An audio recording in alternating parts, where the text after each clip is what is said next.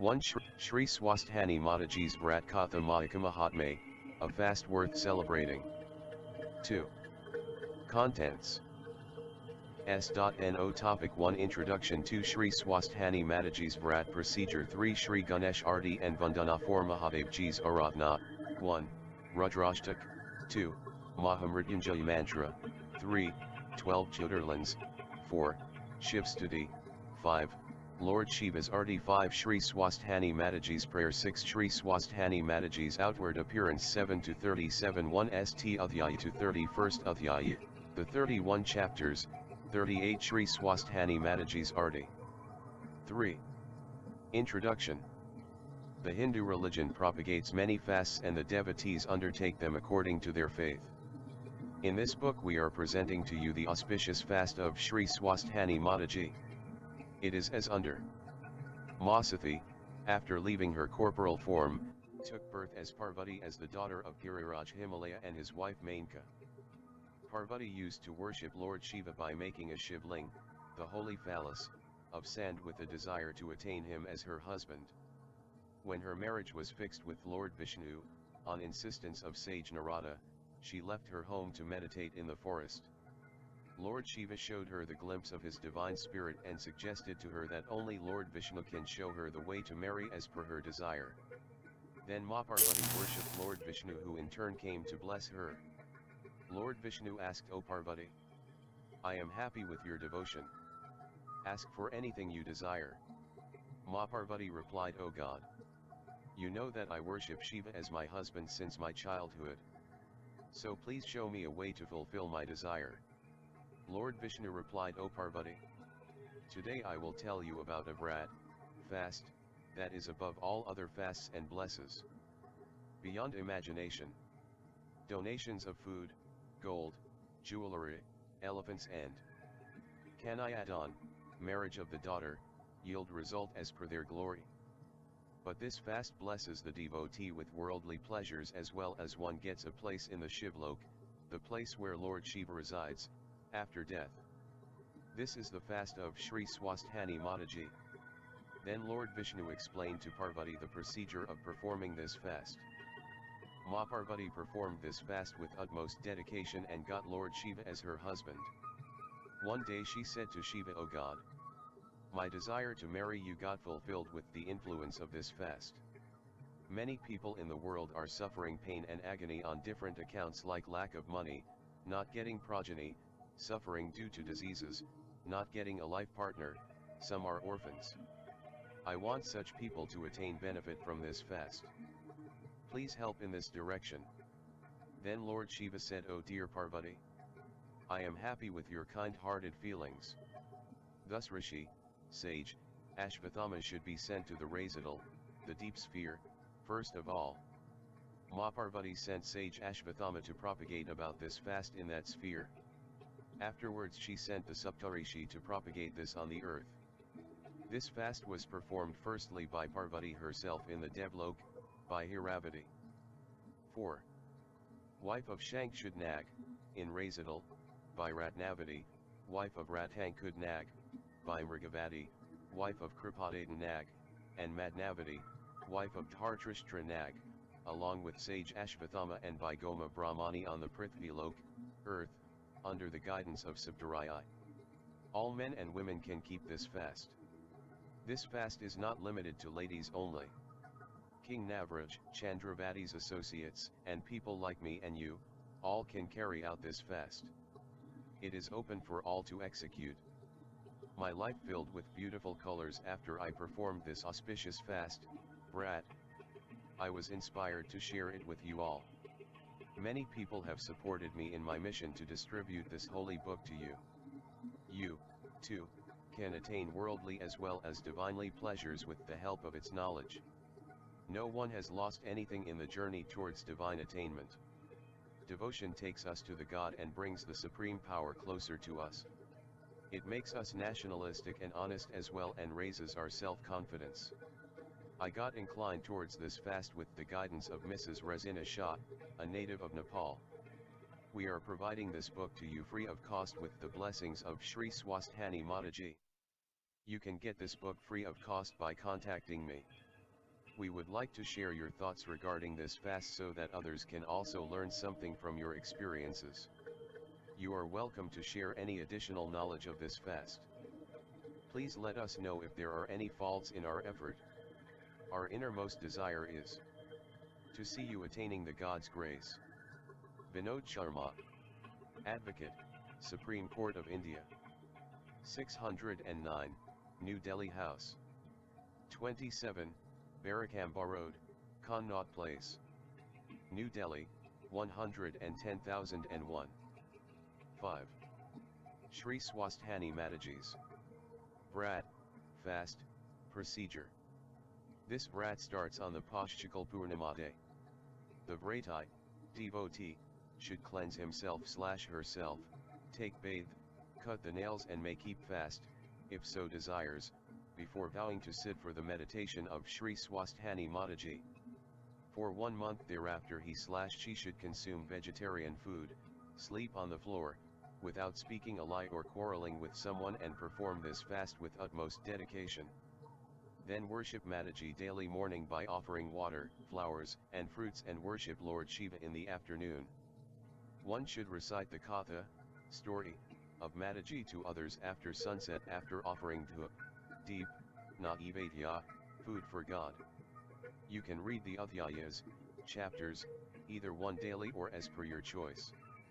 Afterwards distribute the prasad to all and self. This routine should be followed for a month, and the Katha should be finished on the Pashchakal Purnima day. On that day make a shivling and sign of Aum by sand on a copper plate. Offer jawn, till, rice, flowers, pan, supri. Yagya Sutra to Mataji. The items for the prasad should be 108 each in number.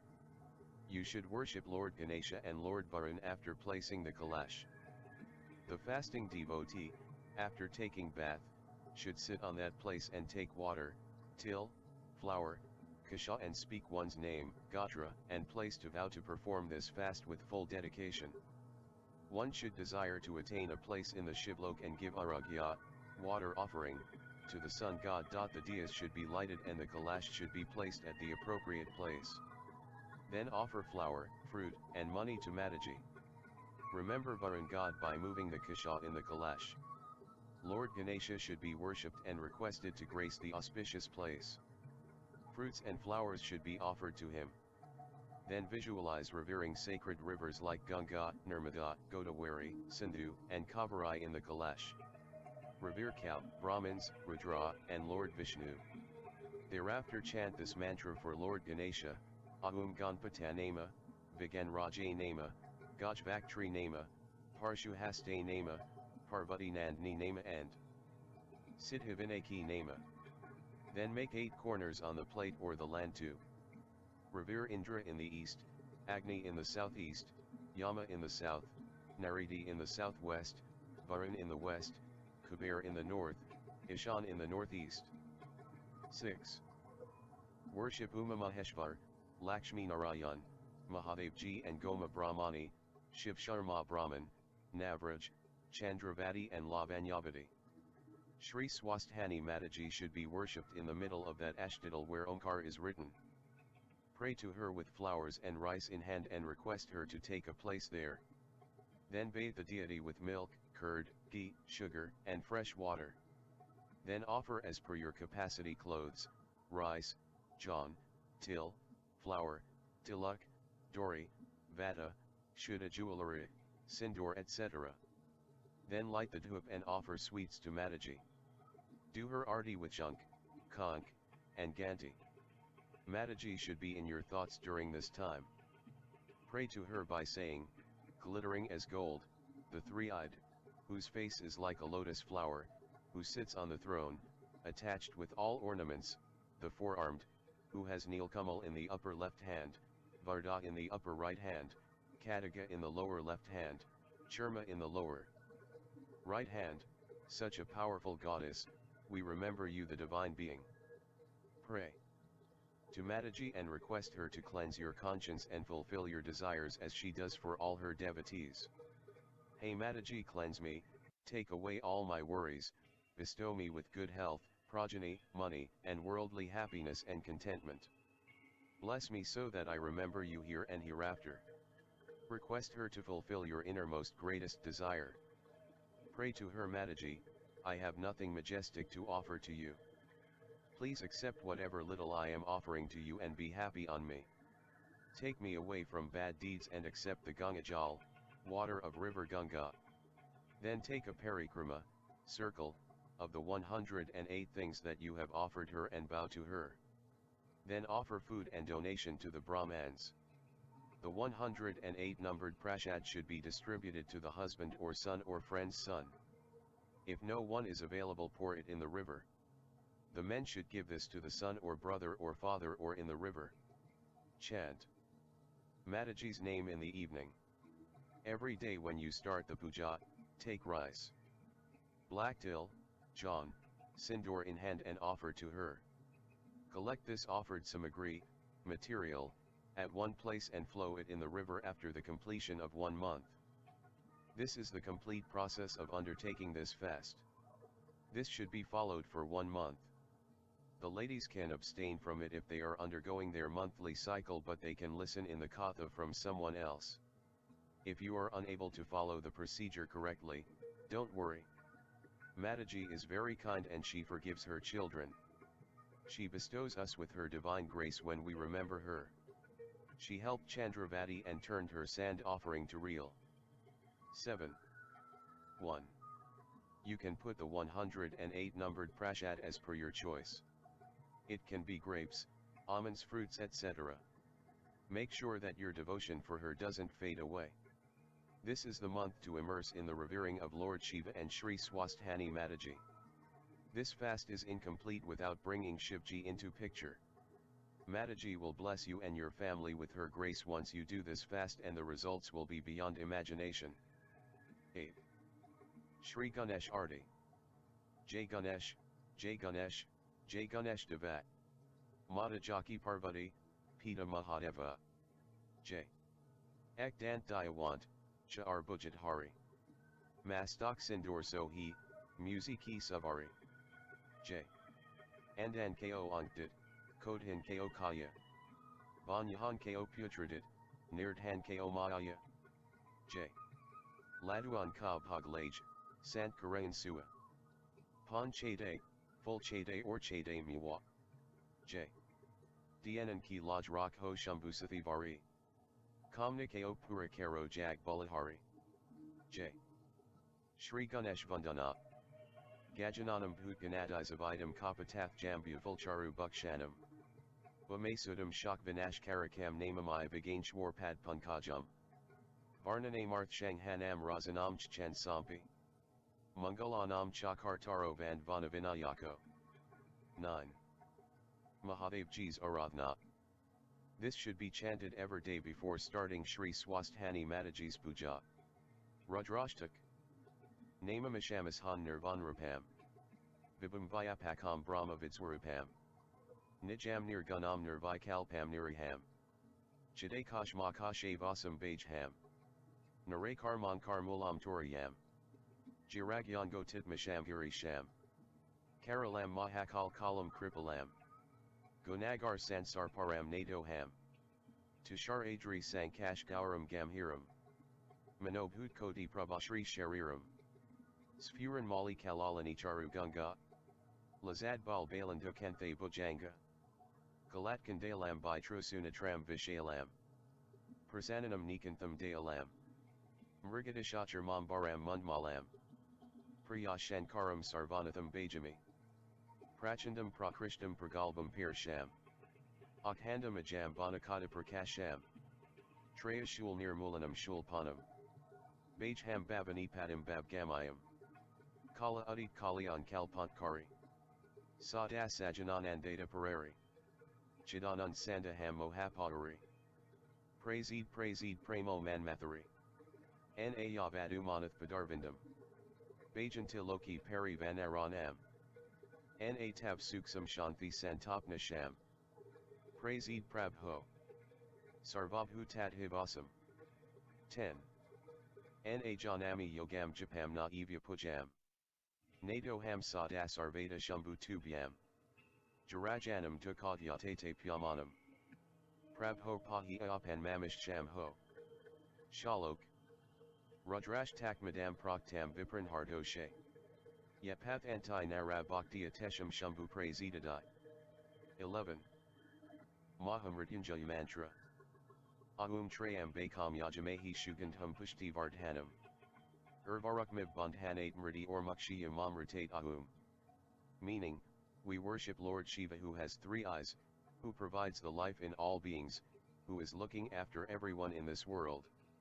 We pray to him to free us from the cycle of births and deaths and merge our soul in the supreme power just like a fruit frees itself from the tree after peaking up.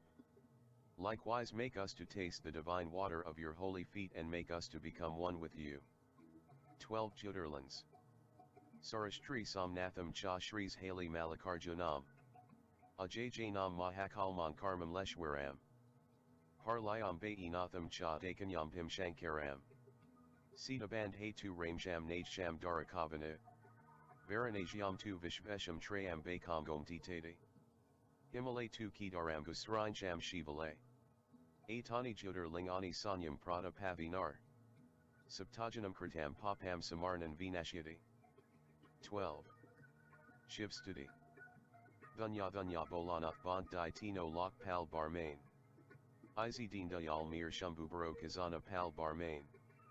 Pratham Ved to Brahma Ko Dia Bain Ved K Adhikarat.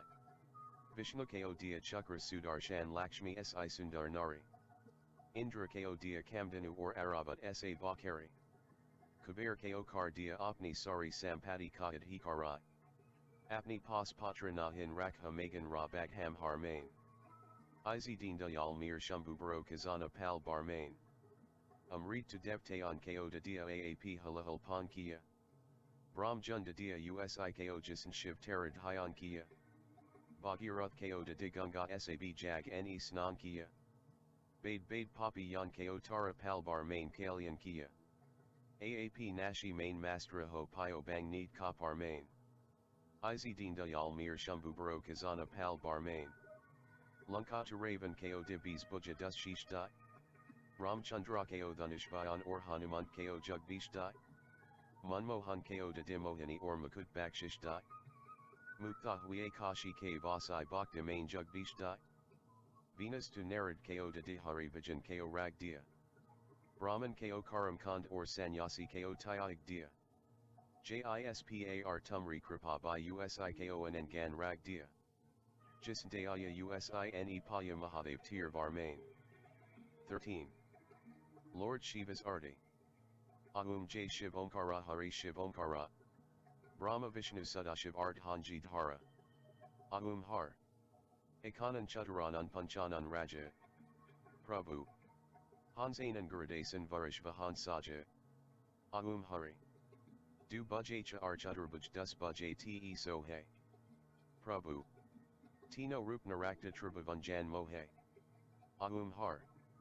Shvet Amber Pitambar Bak Amber Anji. Prabhu. Sanakadik Brahmadik Hudadik Sange. Aum Har. Akshay Mala Banmala Mund Maladari. Prabhu. Chandan Rigmat Chanda Boleti Shubkari. Aum Har. Karmat Hacha Kamandal Chakra Trishuld Harta. Prabhu. Jag Karta Jag Harta Jag Palan Karta. Aum Har. Shunsath Yogan Gavat Enrit Yakarat Baran. Prabhu. Bajat Tal Mridanga or Bajat Damruag. Aum Har. Lakshmi Varsava Tri Shri Parvati Sange. Prabhu. Art Hangani Gayatri Sir Sohi Ganji. Aum Har. Kashi Main Vishvanath Virajanande Braham Shari. Prabhu. Neet Uth Paglagavain Mahima Ati Bari. Aum Har. Brahma Vishnu Sadashiv Janat Avivka. Prabhu. Pranvakshar K Madhai Yatino Eka. Aum Har. Trigun Swamiji Ki Arti Jokoi Na Argavi. Prabhu. Kahat Chivanan Swami Manavankit Varpavi. Aum Har. 14. Shree Swasthani Mataji's Prayer. The devotee should take flowers, rice, jawn, till in his /her hand and recite this prayer before starting the katha. Yam Brahma Varunendra Rudro Marutas Dunvanti Devi Ste Virvide Sayadam Pad Kram Opnishti Rgaent Yam Samjaya. Hyane Vost Hittajatian Munsa Pashianti Yam Yogana Yajiantam Na Vijasu Rajargana Devi Tasmanama. Meaning, I bow to the Supreme Power who is worshipped by Brahma, Varun, Indra, and Marajan by chanting of the Veds. The saints remain immersed in his memory and his end is beyond the imagination of the devtas and the demons. Srimachandan Charkai Tajajwal Vapushuklam Brahmalika Malalan Kritkundala Pravilsnamutta Valashobita. Sarvajyanadan Pustakara Rudrakshmalad Haravugdevi Vadnambyaji Vastumain Trailokmatakairam. Meaning, whose body fragrances like sandalwood, who wears white clothes, whose neck sparkles with ornaments, who is the goddess of knowledge, who holds the Rudrakshmala in her hand, I bow to the goddess Sarasvati and request her to make her abode in my mouth. Mukam Karati Vachalam Pangum Longyate Jirim. Yat Kripa Tamham Vandi Parmanand Madhavam. Meaning, by whose grace the dumb can speak and the one-legged person can cross over the mountain, I worship my dear Madhav. 15. Namo Bhagavati Tasma Vyase Amidajsi. Yajya Prasadad Wakshyami Narayan Katham Imam. Meaning, I bow to the enlightened soul Vyasji with whose grace I will say this holy story, Katha. Narayanam Namas Kritya Naram Chave Naradamam. Devim Sarasvatim Vyasam Tato Jamudir Yet. Meaning, I am writing Jai Mahakavya after worshipping Lord Narayan, Goddess Sarasvati, and Shri Vedyasji. After the completion of this prayer offer flowers, rice, John, till etc. to Mataji. 16. Shree Swasthani Mataji's outward appearance. Suvarnavarne Deeptabham Trinatrum Kamlai Sanam. Since Anzamasi Nam Sarvalan Karbushatam. 1. Nilat Paldharam Vami Dakshini Vardam Subham. Kadagcharam Dharam Jodarvam Vamdakshini Yokramate. 2. Shaturbujam Chamam Tatra Pujid Brishkatunam. Evam Deavam Mahadavim Swasthanam Jagdishvaram. 3.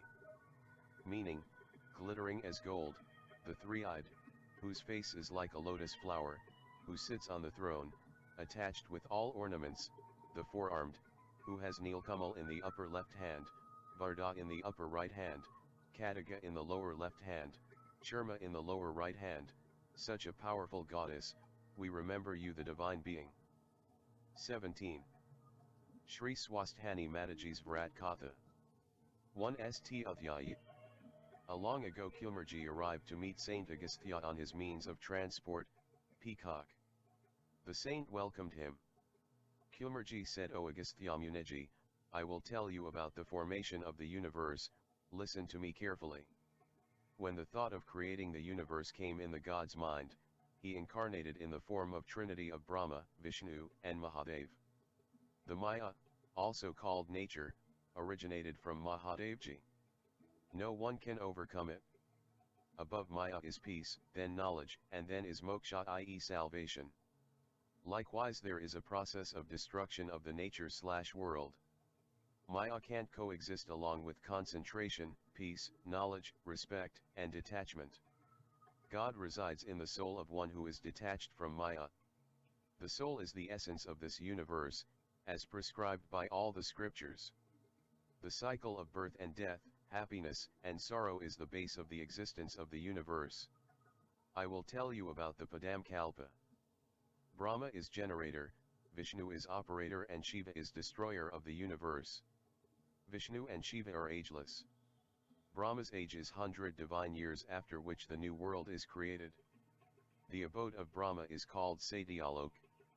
His morning is equal to one complete cycle of nature. The four ages namely Satyayug, Tretayug, Dwapar and Kalayug get over in Brahma's one day. There is destruction of the universe called Parli after that cycle and there is complete destruction, Parli, after 100 such years. The same cycle is repeated again by the emergence of a new Brahma. He makes an egg-like thing which comprises of 5 elements of the nature, ego, the knowledge senses, heart, mind, sound, feeling of touch, form, taste, smell, etc. This egg is divided into two parts, male and female. Thursday, the world is the manifestation of the power of Brahma, Vishnu, and Mahadev. This supreme power is called the God. Sumeru Parvat, rock, exists in the sea just like a child remains in the womb. Sun, moon, and other constellations exist there. 18. There is no beginning, middle, or the end of the Supreme God. The world exists on the desire of the God. The universe is immeasurable. There is different trinity of the God in every universe. The world is like a dream. The feelings of happiness and sorrow are just experience, and the aim of human should be to merge with God.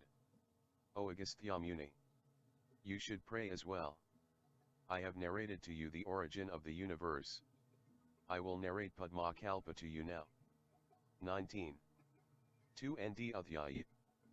Kumarji said, O Agastya Muni, after the Mahapralaya, destruction, the world was zero. The God desired to start the universe. A lotus emerged in the Kashir Sagar in the navel of Lord Vishnu. Four-faced Brahma originated from that lotus. There was itching in Lord Vishnu's ear. From there emerged two demons, Madhu and Kaitabite. They intimidated Brahma, who started worshipping Maya to please Lord Vishnu. Maya, with the help of Shishnag, woke Vishnuji up. Lord Vishnu fought with those two demons for 5,000 years. Lord Vishnu told them that he was impressed with their valor. The two got happy and asked Vishnuji to ask for a favor, as they had overpowered him in their view. Vishnuji said, on listening to their ego, promise me that you will grant me whatever I desire. The two demons said, ask for anything. We will oblige. Lord Vishnu said, O Madhu and Kaitabite, grant me the favor that both of you get killed from my hands. The demons said, O Vishnu, no brave man asks for such a favor, but keeping up the promise is the essence of the brave hearts. So kill us, but you cannot kill us in water. Lord Vishnu killed them by placing them on his thighs. Earth was formed from the skin of those demons, rocks from their flesh, and stones from their bones. Brahma created Burlok, Bhavarlok, Swarglok, Maharlok, Janlok, Taplok, and Satyalok. The base of earth has Atal, Vital, Subtle, Talatal, Mahatal, Razital, and Patal.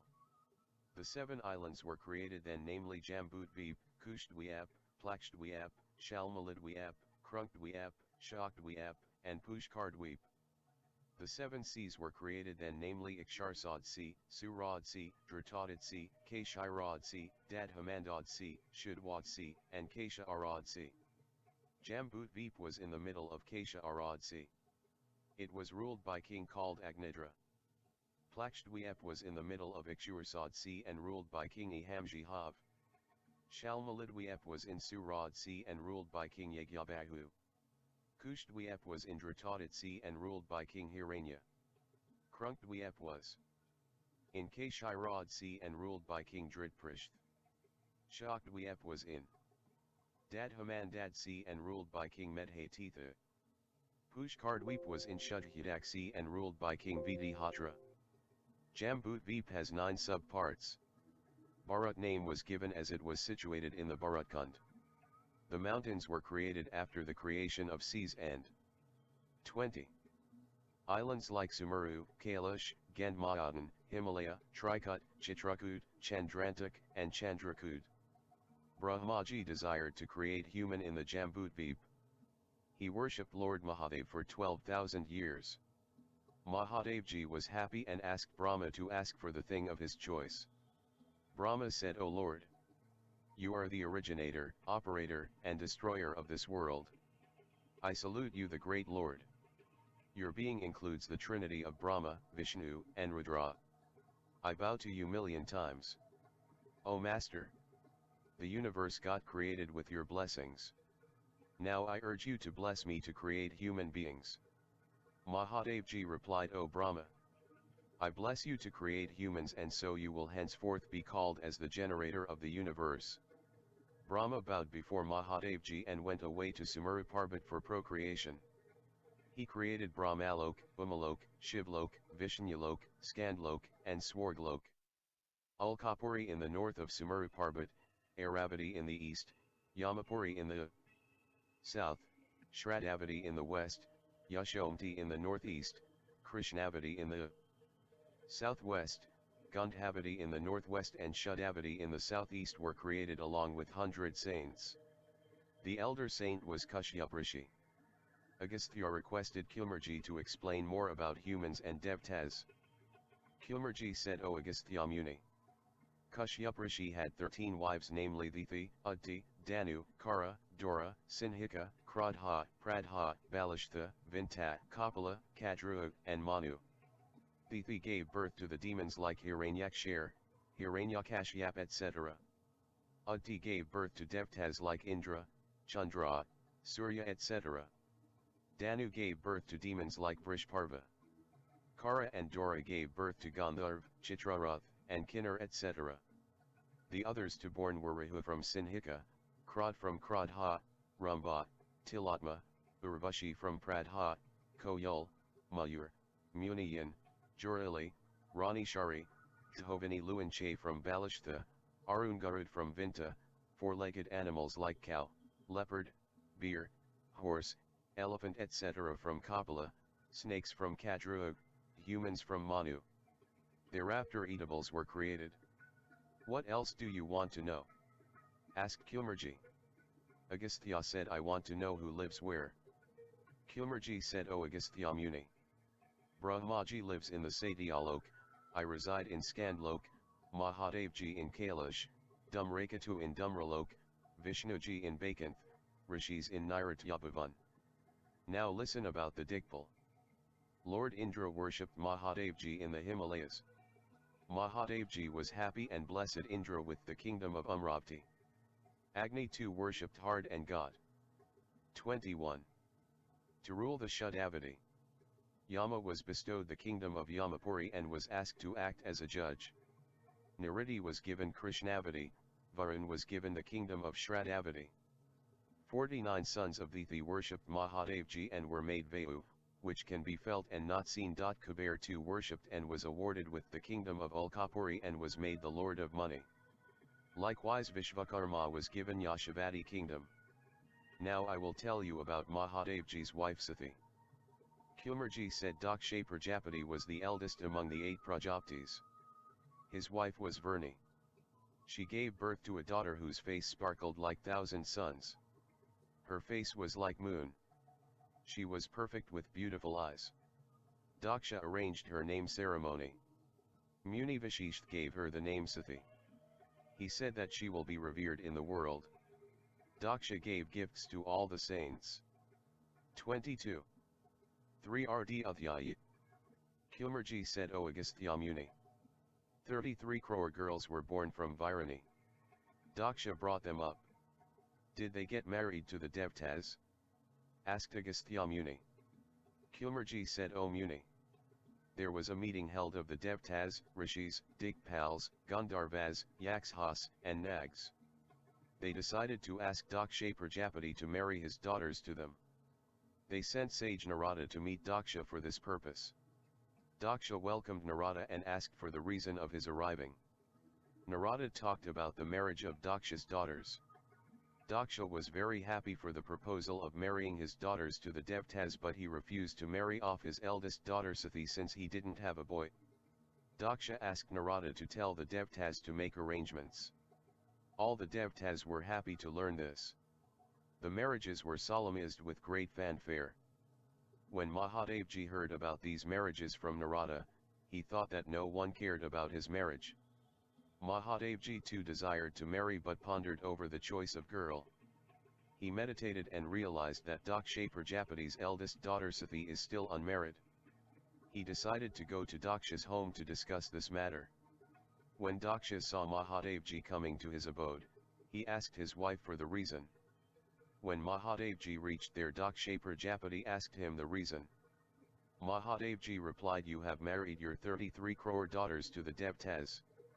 I request you to do a favor to me as well by marrying your eldest daughter Sathi to me. I am a suitable match for her. Daksha was infuriated. His eyes got red and said, how dare you thought like that? You live in the Shamshan, eat bang, datura, and poison, you wear lion's skin, you live with the ghosts, you move on the old ox. How can you match up with my daughter who is like a lotus, dear-eyed, sweet-spoken, and blessed with all good things? I can't give my daughter's hand to an unsuitable person like you. I am forgiving you this time, but don't say this thing to me in future. Mahadevji thought that Daksha has insulted me a lot and now I will definitely marry his daughter. He went to Vaikunth to meet Lord Vishnu. Lord Vishnu welcomed Mahadevji and said, Mahadevji, I am so happy that you graced my abode. Mahadevji said, O Vishnu, I am unmarried. I want to marry. 23. Daksha Prajapati's daughter Sathi. I went to meet Daksha on this account, but he insulted me. Please help me in this matter. Lord Vishnu said, O Mahadevji, wait here for some time. I will go to meet Daksha Prajapati and try to convince him. Vishnuji went to meet Daksha, who felt happy to welcome him and asked for the reason of his arrival. Lord Vishnu said, I want a favor from you. Daksha promised to fulfill his desire. I am the Lord of Vaikunth. Give your eldest daughter to me. Daksha Prajapati said, I didn't marry her as I don't have a son. But since I have promised you, I will marry her to you at an appropriate time. Vishnuji went back happily and told Mahadevji, I have done the work assigned by you. Come to Daksha's home at the time of the Kanyadan and demand Sathi's hand from me. When I will refuse, show anger to me. I will ask you to sit near me and ask the pujari to initiate marriage proceedings. I will then hypnotize Daksha and get you married to his daughter. Mahadevji went back to Kailash on hearing this. 24. 4th Adhyaya. Kumarji said, O Agastya Muni. Lord Vishnu reached at Daksha's residence on the marriage day, where preparations were nicely done by Vrni. Mahadevji, under the influence of Bhang, Datura, and Vish, forgot to reach there. Vishnuji was concerned that why Mahadevji had not reached there. Suddenly Mahadevji reached there in the disguise of an old monk.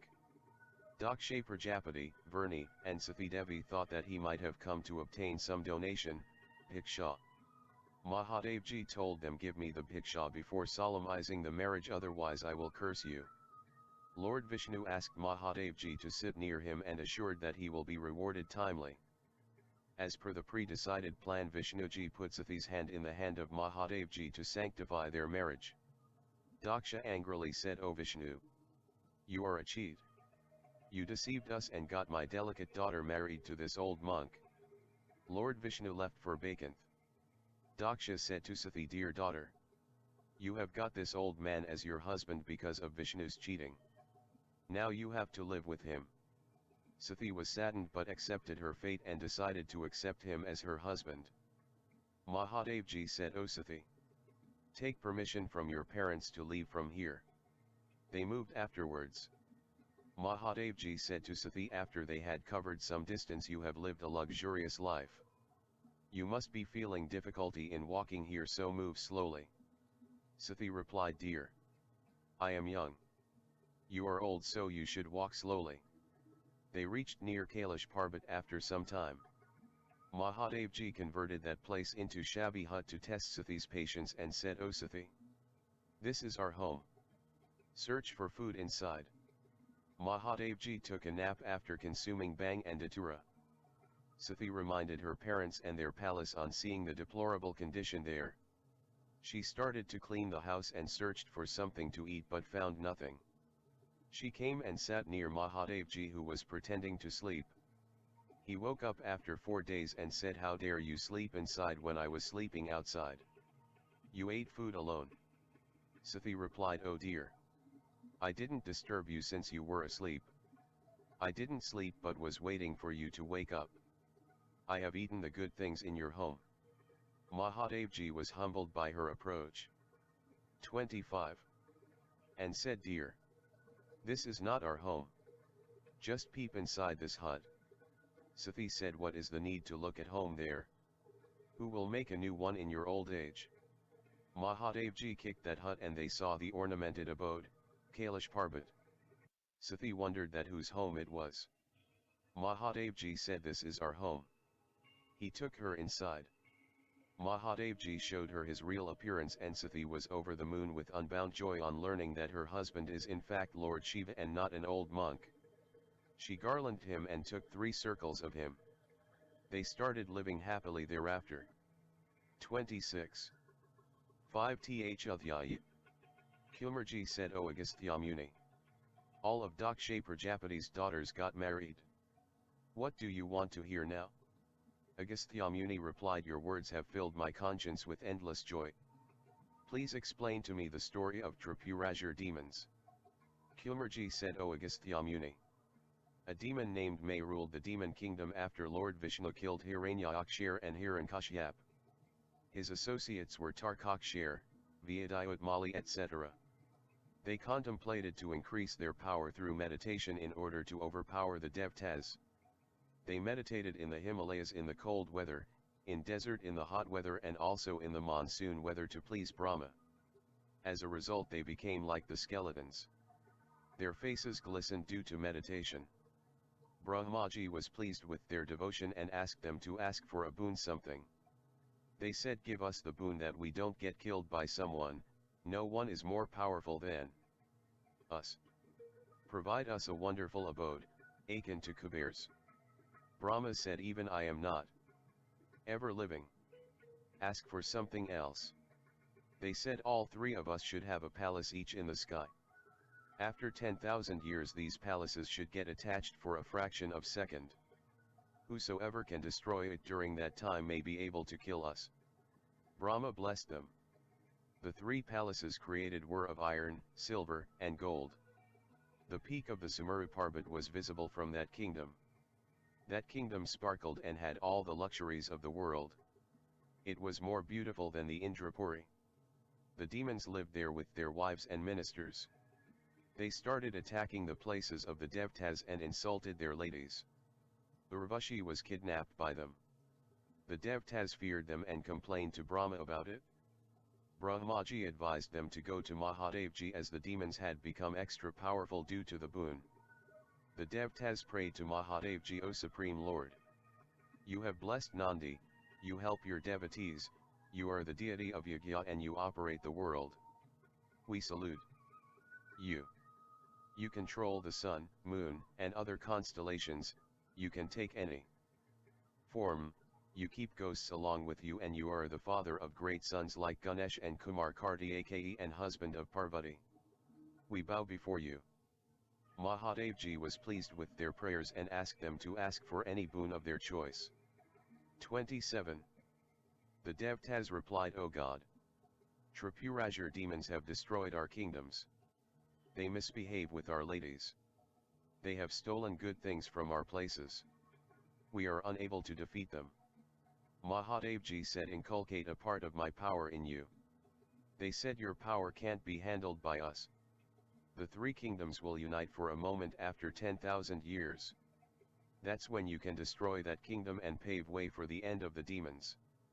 Mahadevji said, "Make preparations for my departure to do this work. I will destroy the kingdom with 1 arrow." Vishvakarma created the cart whose wheels were sun, moon and 27 constellations.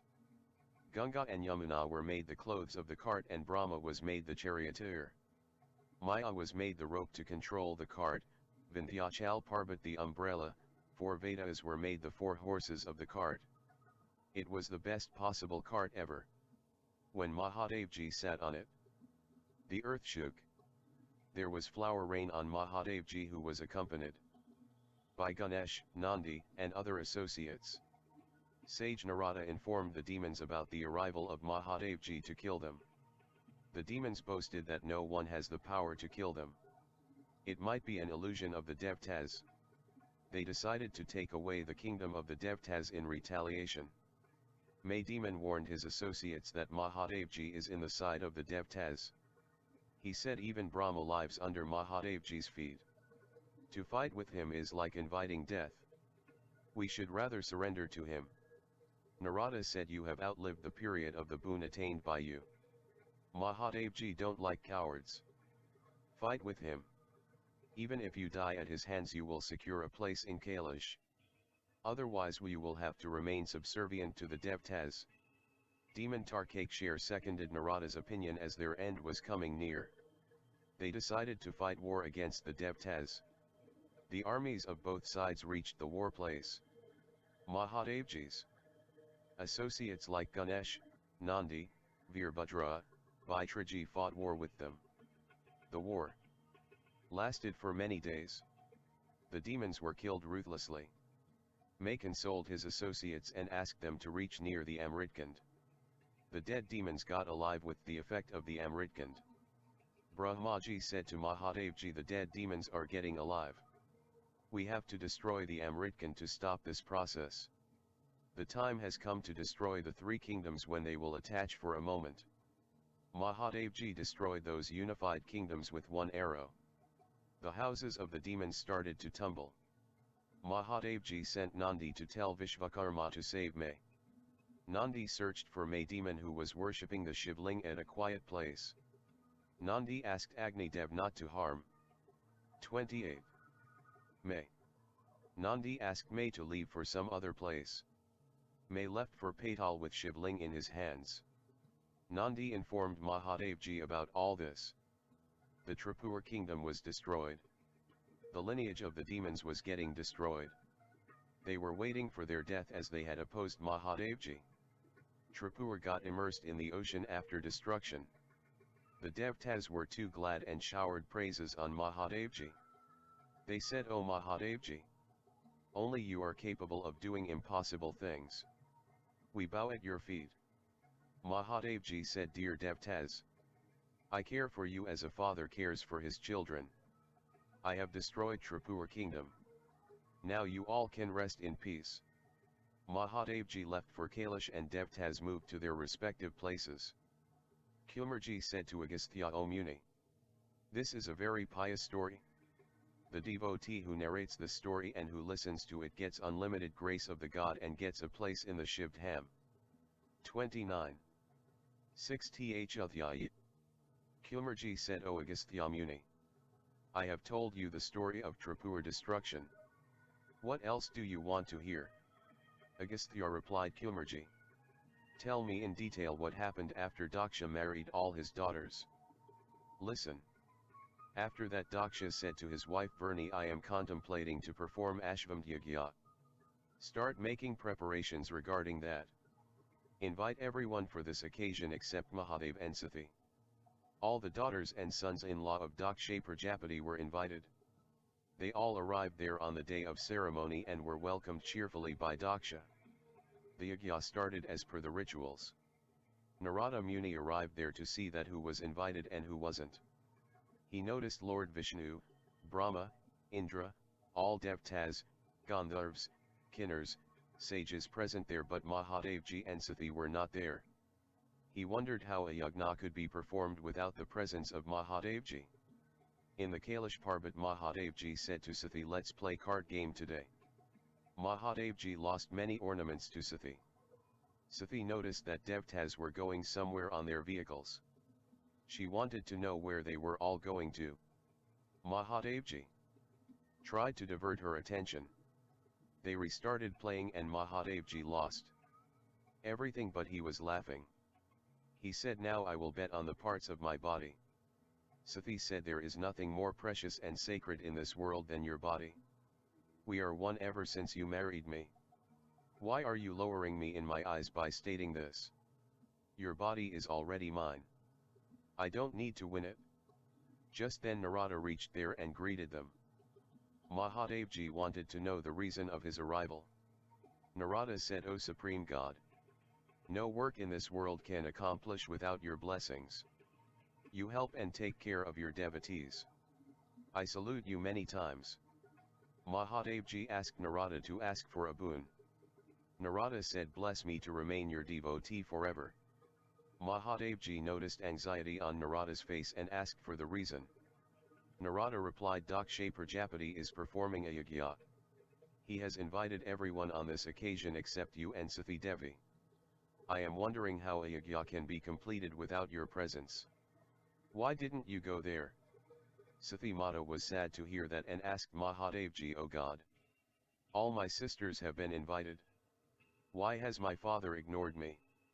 Mahadevji replied, "O Sathi, don't 30. Get disheartened. I am not dear to your father.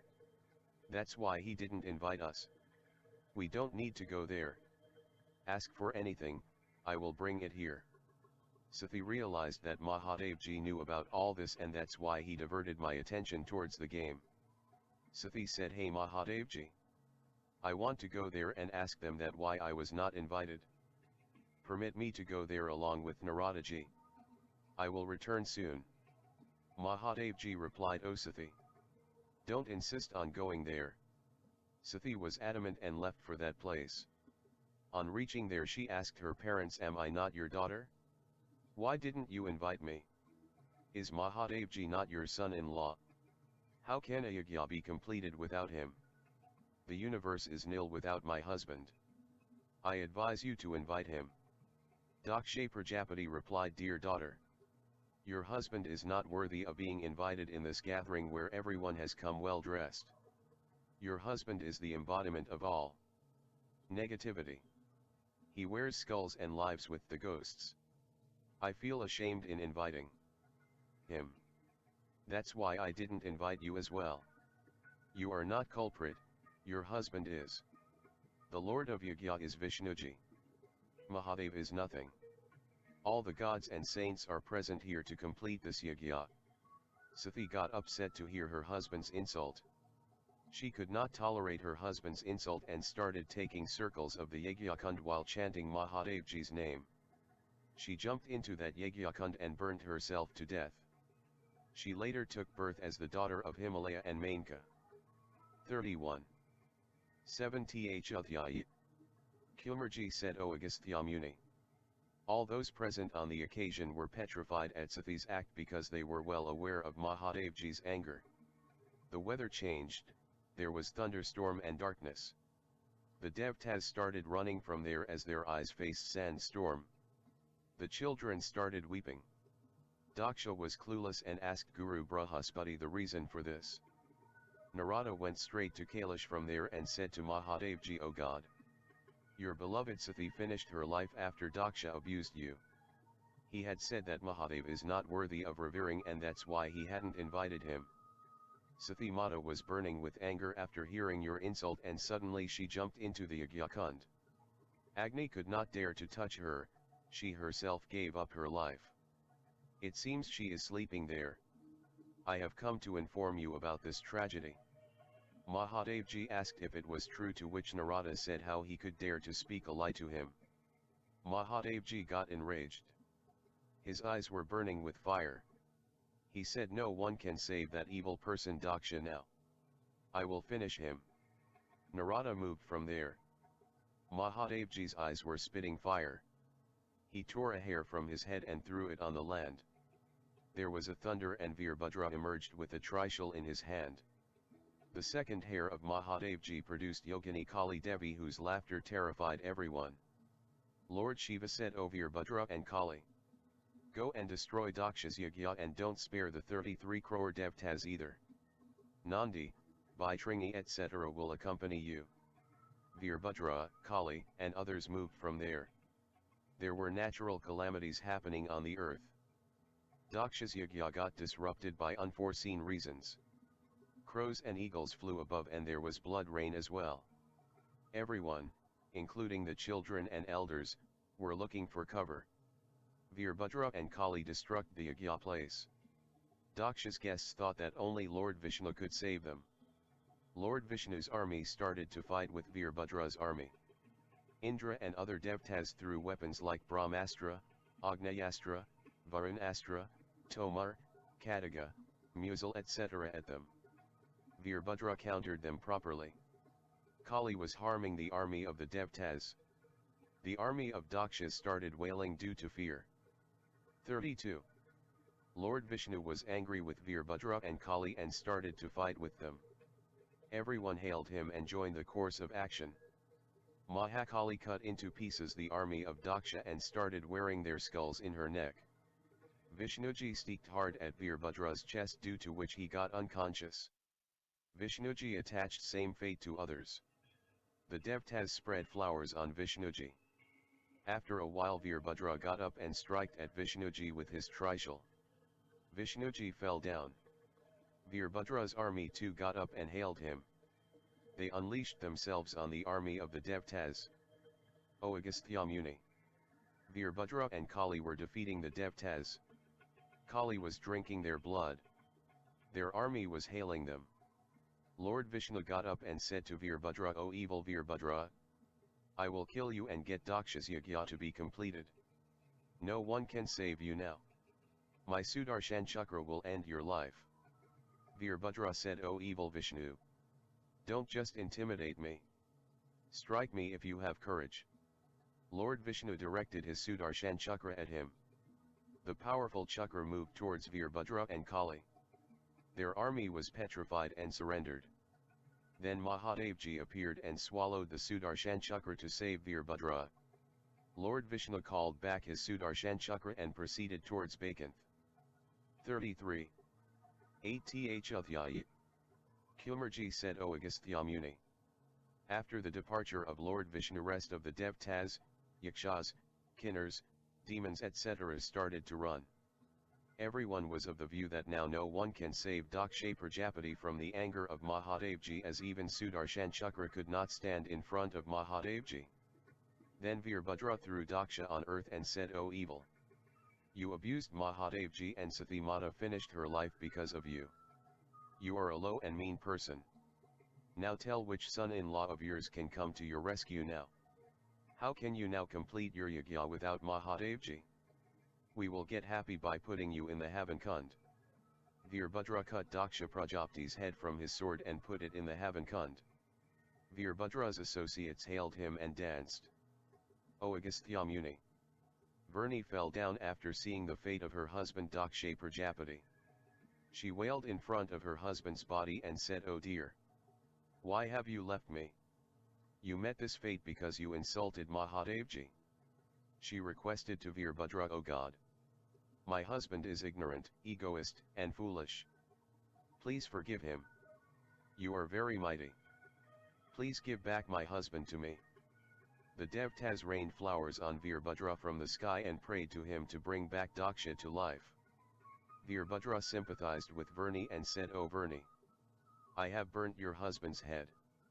I can put the head of a goat in place of his head to bring him back to life. He insulted Mahadevji and that's why he will have to live like an animal. Vrni agreed. Daksha got alive by getting goat's head. He hailed Veerbhadra, Mahakali, and others and left from there. Veerbhadra, Mahakali, and their associates reached Kailash and bowed before Mahadevji and said, O God! We defeated Daksha's army and Devtas, destroyed Daksha's Yagya and cut his head but gave him the head of a goat on persistence requests from Vrni. Mahadevji was happy and said, O Veerbhadra and Mahakali! You both are great. I am happy with your valor. Mahadevji absorbed them in his body. O Agastya Muni! Mahadevji reached the place where Sathi's body lay. He put her body on his shoulders and wept. He said, O Sathi! The Kailash is lackluster without you. My life is meaningless. You used to sit near me and hear stories. 34.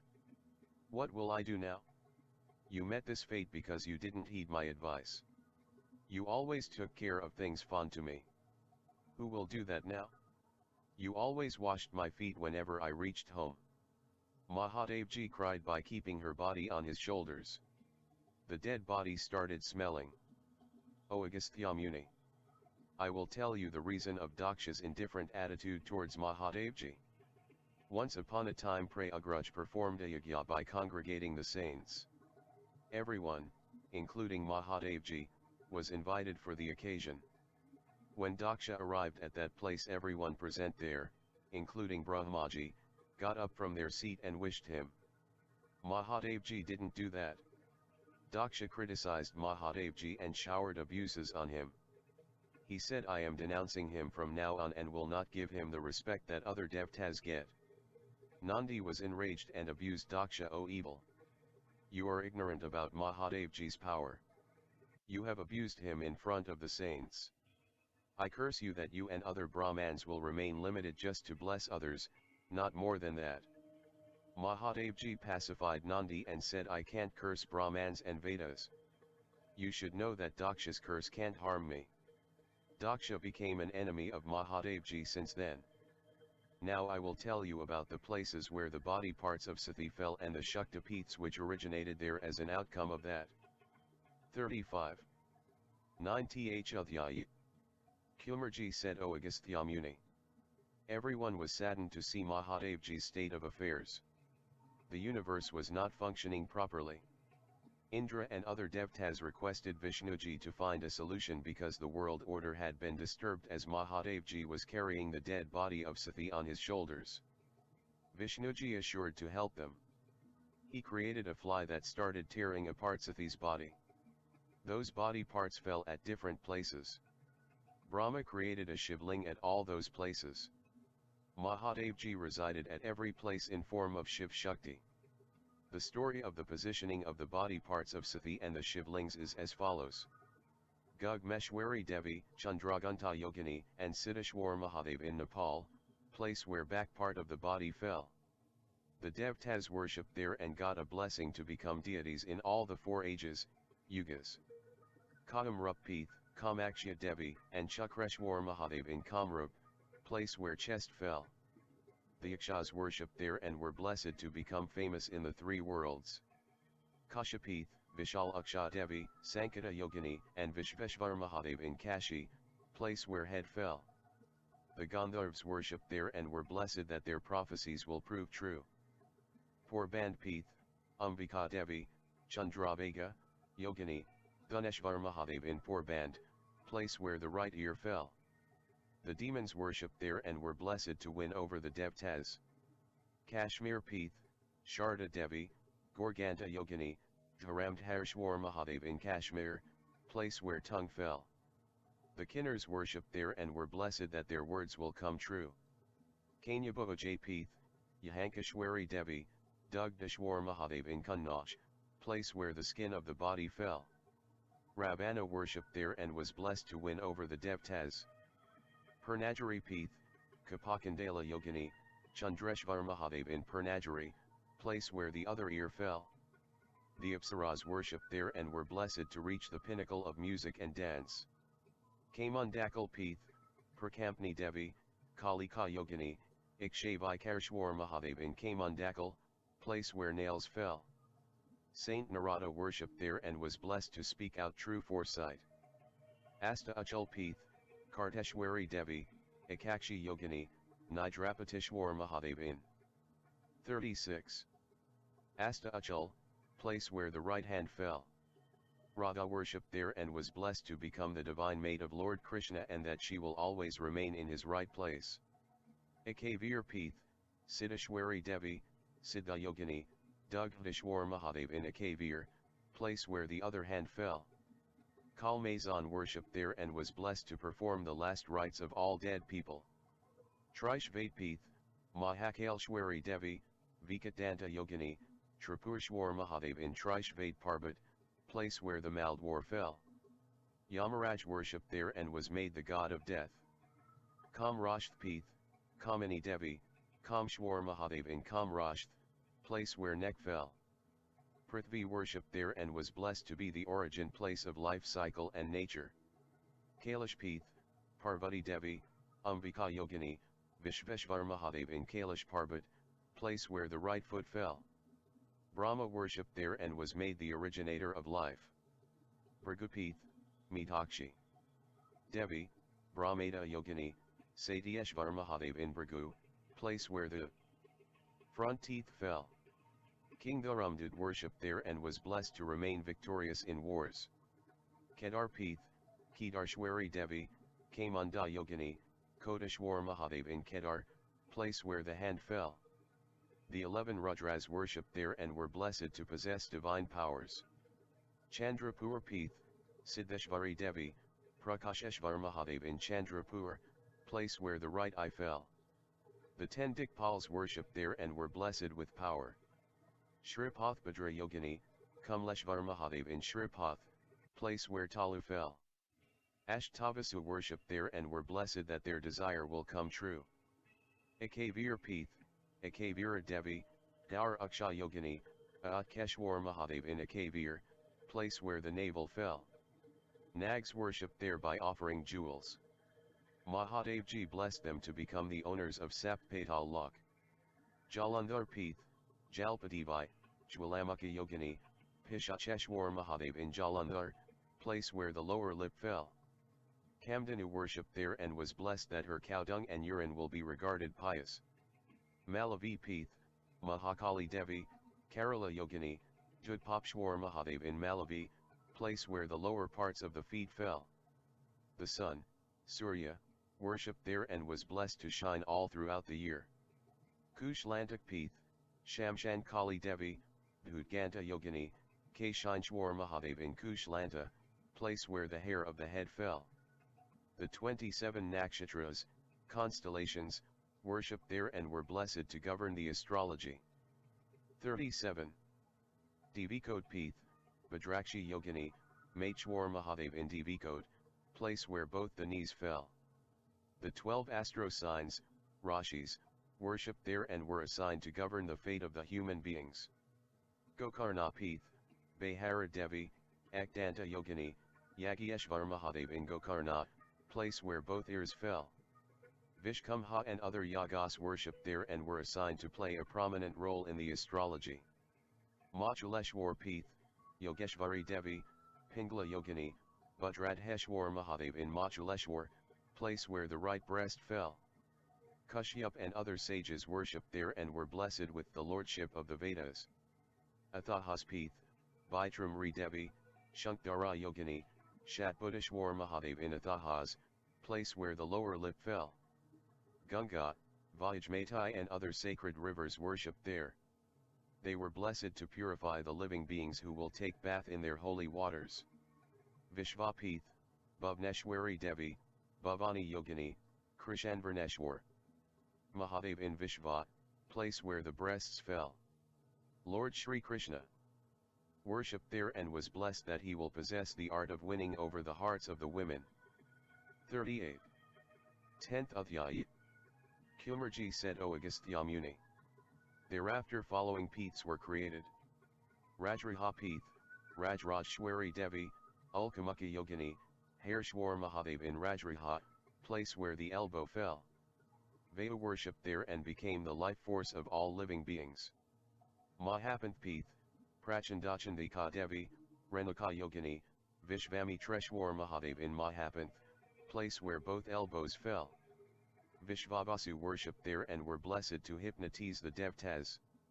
Kolapur Peeth, Mahalakshmi Devi, Nirmada Yogini, Shamshanksheshwar Mahadev in Kolapur, place where the Uttara fell. Garuda worshipped there and was sanctioned to have snakes as his food. Ekapur Peeth, Ratnadavi, Shankupasha Yogini, Unmachwar Mahadev in Ekapur, place where the right toe fell. The stones worshipped there to be blessed to be worshipped as the devtas.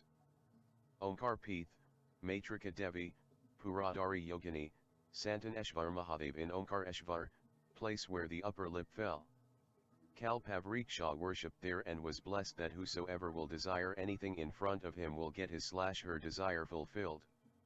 Jayantipur Peeth, Jayanti Devi, Kekra Yogini, Kalpishwar Mahadev in Jayantipur, place where the heart fell.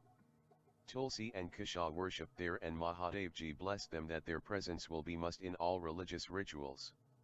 Ajay Jain Peeth, Mahakali Devi, Lalajivha Yogini, Yahankeshwar Mahadev in Ajay Jain, place where the bloodlets fell. Himalaya Parvat worshipped there and was blessed to be a salvation provider. Chitrapur Peeth, Suvarneshwari Devi, Chitravarna Yogini, Vayavishwar Mahadev in Chitrapur, place where the right ear fell. Yoginigans worshipped there and were blessed to provide the result of the Yagyas. Keshara Kapur Peeth, Yogati Devi, Kaldanka Yogini, Sahastreshwar Mahadev in Keshara Kapur, place where the stomach fell. The Matrakagans worshipped there and were awarded the lordship of the place. Hastinapur Peeth, Shandishwari Devi, Kotra Yogini, Musukheshwar Mahadev in Hastinapur, place where the right shoulder fell. The Sudarshan Chakra worshipped there and was given the power of destruction. Udiyan Peeth, Vikla Devi, Pingla Yogini, Yaksheshvar Mahadev in Udiyan, place where the head fell. Hanumanji worshipped there and Mahadevji blessed him to destroy the Lanka and be the greatest devotee of. 39. Lord Rama. Prayag Peeth, Sinhajangha Yogini, Mahendreshwar Mahadev in Prayag, place where the kidneys fell. The Dashavtars worshipped there and were blessed to take incarnation in all the 4 yugas to finish the demons. Vishvapeeth, Yahankeshwari Devi, Yahankalai Yogini, Kundaleshwar Mahadev in Vishva, place where the lung fell. Vishvakarma worshipped there and was blessed to attain fame till eternity. Mayapur Peeth, Mahadevi, Chanchal Akshi Yogini, Tapseshvar Mahadev in Haridvar, place where the blood purifying vein called Tilai fell. The 64 lingas worshipped there and were blessed to remain respectable.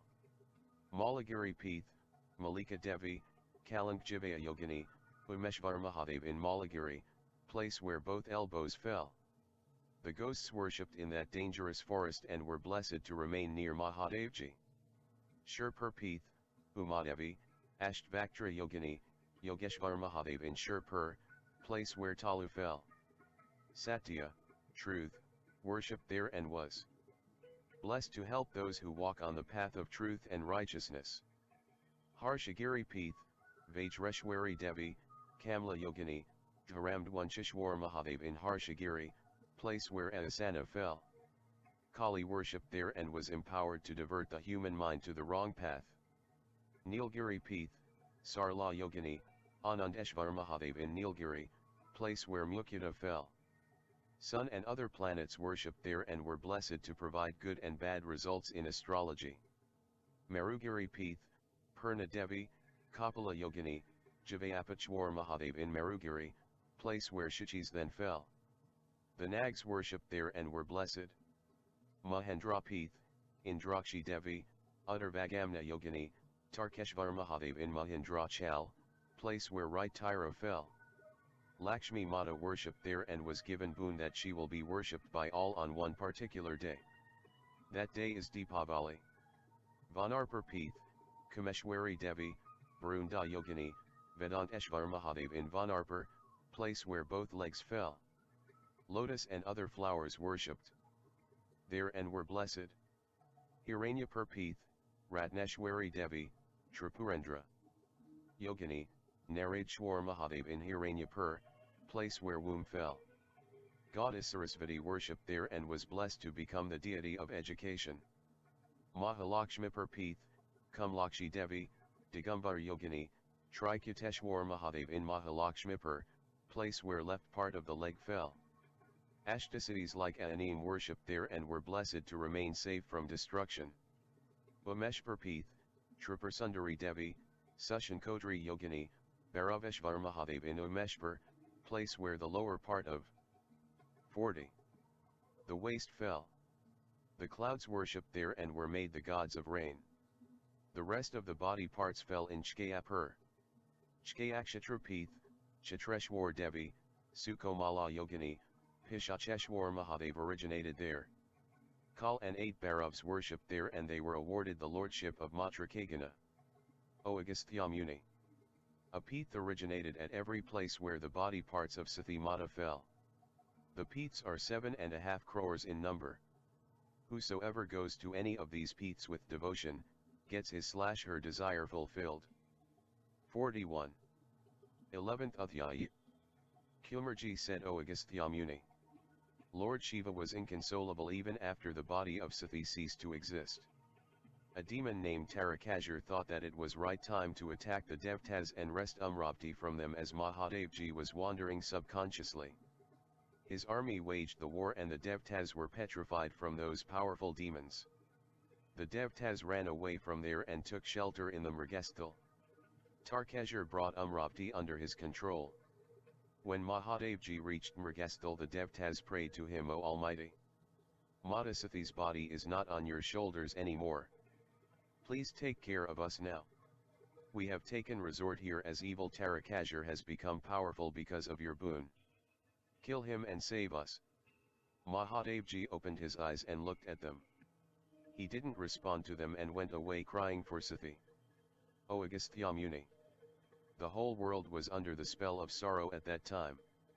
When 100 years passed away, Mahadevji thought Sathi has left me. What should I do now? He thought to spend time in meditation. He reached Brahmaputra in Karnataka in the south. The saints there had gone to take bath. Their wives rued the sad state of Mahadevji as he had become weak. They decided to follow him. The saints came to know about this and met Mahadevji and asked him why he was taking away their wives. Mahadevji said, "Why would I steal your wives?" The saints pointed towards the women who were following him. The saints got angry and cursed him that his Mahadev Jyotirlan shall fall. When the Mahadev Jyotirlan fell there, the world started to collapse. The Devtas were petrified. Lord Vishnu appeared there and started worshipping the Mahadev Jyotirlan. The saints hailed Lord Vishnu. Vishveshvar Mahadev appeared from that Jyotirlan and said, "O Rishis! You cursed me without any fault of me. Your words will not remain pure now.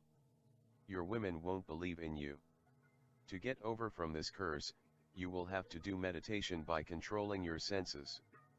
Only then you will be able to save your wives from the effect of my curse." 42. 12th Adhyaya. Kumarji said, "O Agastya Muni! Giriraj Himalaya performed many religious rituals when he learnt that his wife Menka was pregnant. A girl took birth after 10 months whose face shone like the sun and whose eyes were very beautiful. The astrologers said to Himalaya, your daughter's name will be Parvati. She will get married to Mahadevji and will have world under her feet. She will demolish the demons." Himalaya presented gifts to the astrologers. Parvati started growing like the moon. She used to make shivlings of sand and play with them. One day Narada Muni said to Lord Vishnu in Vaikuntha, "O Lord, Himalaya's daughter Parvati is perfectly beautiful. You are the best match for her and should marry her." Vishnuji asked, "Will Himalaya marry her to me?" Narada assured him to talk to Himalaya on this matter and reached Himalaya's residence and said to him, "O Giriraj, I want your daughter to get married to Lord Vishnu." Himalaya was happy. Narada informed this to Vishnuji. Himalaya made adequate arrangements of the marriage of her daughter and invited Guru Vashishtha and the Devtas. Lord Vishnu reached the marriage place on the day of the marriage. Parvati's friends asked her, "Do you know that you are being married to Vishnuji today?" Parvati replied, "I have always desired to marry Mahadevji. I will end my life if I am married to someone else." Her friends said, "If this is your wish, then you should leave this place. We will take you to an unknown place where no one else will find you." Parvati left for the forest with them. Others searched for her when the time to marry drew nearer. Lord Vishnu and others left the place. Parvati was worshipping at that place by making a shivling of sand to please Mahadevji. 2 demons named Pragosh Damgosh got attracted to her there and teased her. Suddenly Mahadevji appeared from the shivling of sand and asked her, "O Shailputri, why are you worshipping me? What do you want?" Parvati bowed to him and said, "O Lord, I want to marry you. I was being married to Lord Vishnu, and to avoid that I have come to this place. Please save me." Mahadevji said, "I can't marry you without your parents' consent. Pray to Vishnuji and request to him to show you a way." Parvati happily moved for her home. Himalaya was angry at her. Parvati said, "O father, I want to marry Mahadevji since childhood." Himalaya recalled the prediction of the astrologer who had 43 said that Parvati will get married to Mahadevji. Parvati worshipped Lord Vishnu, who came to bless her in his divine 4-armed form and asked her to ask for a boon of her choice. Parvati said that she wants to marry Mahadevji. Vishnuji said, "I will tell you about a great fast of Shree Swasthani Mataji. It can fulfill your desire." Lord Vishnu told her the procedure of the fast and the outward appearance of Mataji. It has been thoroughly explained in the chapters earlier named Vrat's procedure and Mataji's outward appearance. Lord Vishnu said to Parvati, O Parvati, keep this fast with utmost devotion. After its completion Mahadevji will bless you and fulfill your eternal desire. Parvati was very happy to hear that and hailed Lord Vishnu. 44. 13th Adhyaya. Kumarji said, O Agastya Muni.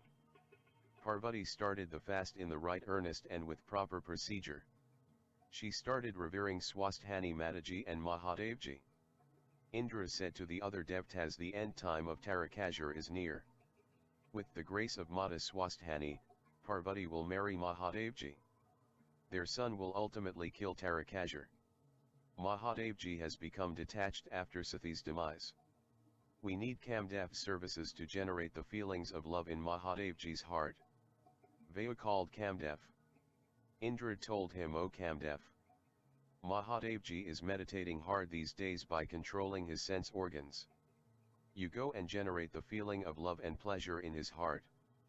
Kamdev followed their order and directed the arrow of love towards Mahadevji at an appropriate time. Mahadevji wondered about the effect caused by this phenomenon. He boiled with anger when he came to know that Kamdev had caused this to him. Kamdev got perished with the effect of Mahadevji's anger that emanated from his third eye. Kamdev's wife Rathi prayed to Mahadevji, O Lord, my husband is innocent. He came here at the behest of Indra. You are kind and a protector of good souls. Please give back life in my husband. Mahadevji sympathized with Rathi and said, O Rathi, Lord Vishnu will incarnate as Lord Krishna in the Dwapar Yugoslavia. Kamdev will take birth as Krishna's son and you both will get united then. Mahadevji decided to meditate to assess where Sathi had taken birth. He saw with his divine eyes that Sathi had taken birth as Parvati and she wants to marry him. Mahadevji took a disguised form of Indra and reached where Parvati was worshipping him and Swasthani Mata. She said, O Mata, you are the divine force of this universe. Even Brahma, Sarasvati, and Shashnag can't describe your power. I bow to you. Please bless me and fulfill my desire. She welcomed Mahadevji who had come in the figure of Indra. O Indra Dev, how come you came here? Indra said, I am happy with your meditation. You want to marry Mahadevji, but he lives with the ghosts, eats non-desirable things and wears the skin of the animals. He is not a good match for you to marry. I am the king of the Devtas. Marry me and enjoy the pleasures of my kingdom. Parvati was displeased to hear that. She said, Evil Indra, I can't hear Mahadevji's insult. She decided to curse Indra. Immediately Mahadevji came back to his original self and said, O Parvati, I am not Indra. I am Mahadev. I was just testing your 45 devotion towards me. Mahadevji showed her his divine form. Parvati bowed to him and said, O Lord, Vishnuji advised me to perform Swasthani Mata's fast to attain you. Mahadevji took her with him and reached Himalaya's home to discuss their marriage. Himalaya was very happy to learn this. He consulted Guru Brahaspati and other astrologers and they fixed the date for their marriage. He invited all the Devtas, Yakshas, Kinnars, and Apsaras etc. for marriage. Parvati was dressed up beautifully on the day of marriage. She was looking beautiful than anyone else in the universe. During a ritual of the marriage, Mahadevji was asked to reveal his Gotra. Mahadevji remained quiet. No one knew about Mahadevji's Gotra. Sage Narada came there at that time playing his instrument, Veena, and said, O Himalaya, it is foolish to ask about the Gotra of him who is the supreme force of this universe. Mahadevji has no parents and thus he has no Gotra. No one can describe his personality as he is above the circle of birth and death. Marry your daughter to him. Everyone seconded Narada's opinion. Himalaya happily married his daughter to Mahadevji. The rituals were performed and the feast was served to all. Everyone blessed them. 46. 14th Adhyaya. Kumarji said, O Agastya Muni, Parvati gave the prasada of Swasthani Mata to Mahadevji and said, "O God, my desire to marry you got fulfilled because of Swasthani Mata's fast. There are many people in the world who are suffering on one account or the other. The knowledge of this fast should reach those people so that they can transform their lives and end their sorrow." Mahadevji said, "O Parvati, I am happy to see your kind and sympathetic attitude." On Mahadevji's advice, Parvati sent Rishi Ashwathama to Patal to propagate the story of this auspicious fast. He was asked to guide those people, who were in distress, poor, didn't have child or husband. The saint moved from there. Mahadevji went to an unknown place and hided himself to test Parvati. She moved from there barefoot to search him. She said, "Oh dear, why are you teasing me? Don't you like me?" Mahadevji took form of an animal called Kirati in the Shailshmantak van. Parvati saw through her divine eyes that Mahadevji was playing there in that form. She also took form of a Kiratini and started to live under a big tree in that forest. Mahadevji came there and got attracted to her. He said, "Oh beautiful, are you a Devkanya, Yakshkanya, Naganya, or an Apsara? You are the most beautiful female. What are you doing here?" She saw Mahadevji, who had snake in his neck and bow and trident in his hands, and said, "O curate, I am living here for many years and don't fear animals. I meditate here." Curate said, "I am alone like you. We should live together here." Kiratini said, "You are male and I am female. The night is approaching. It is not correct for us to live together." Curate said, "Don't worry. I will not touch you." She obliged. They started living together there. Parvati said, "O Mahadevji, you are here and Kailash is deserted without you. Come back." Mahadevji thought, how come she knew that I am here? He thought that maybe the Devtas had disclosed about my hidden place. He saw Kiratini who was plucking the fruits and said, "Where were you?" "I am searching for you barefoot." She said that she was feeling hungry and was searching for food. Mahadevji got attracted to her and tried to hold her. She said, "I am meditating here to get Mahadevji as husband. I will not accept you." 47. Mahadevji said, "I am Mahadev." He showed her his divine form.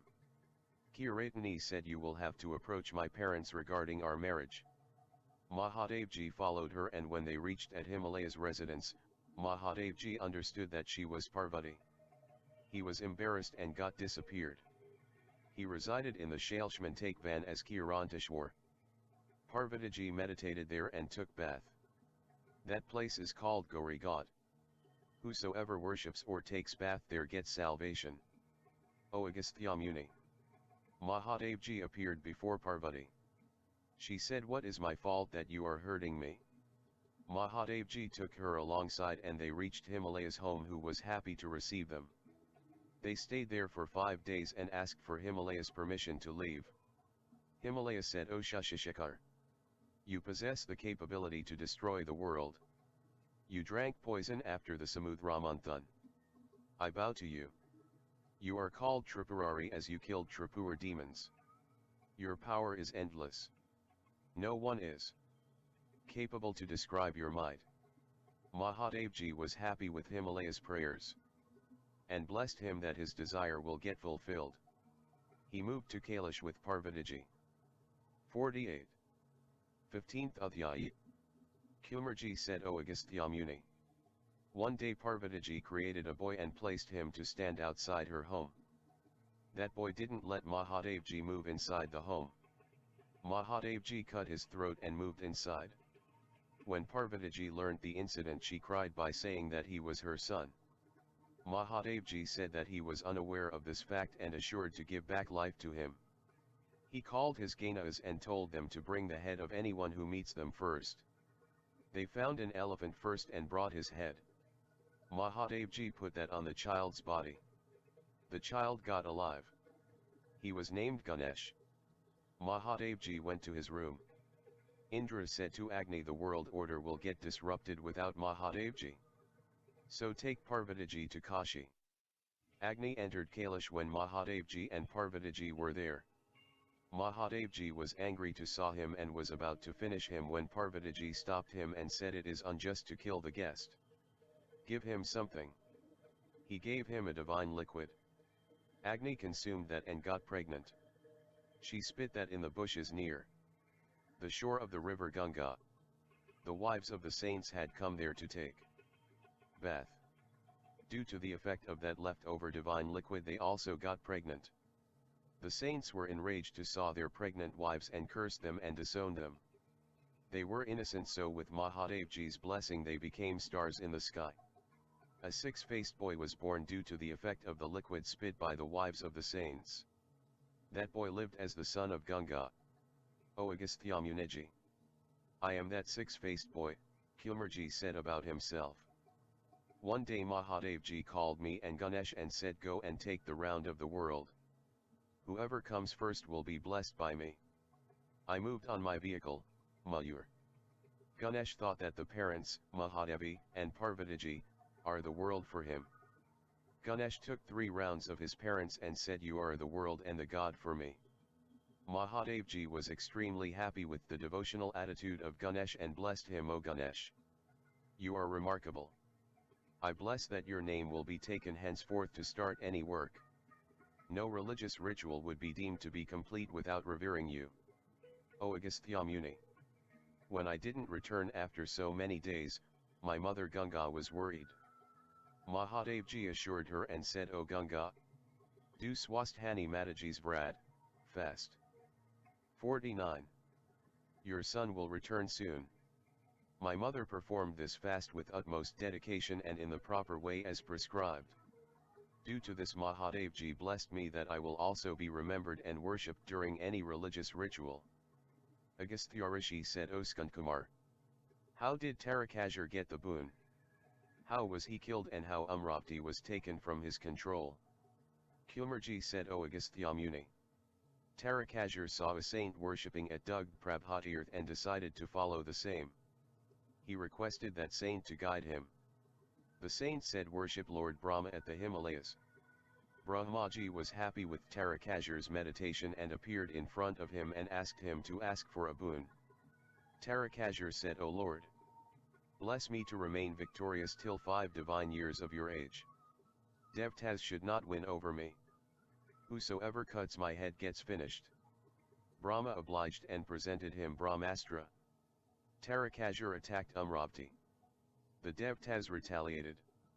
Many soldiers from both the sides were killed.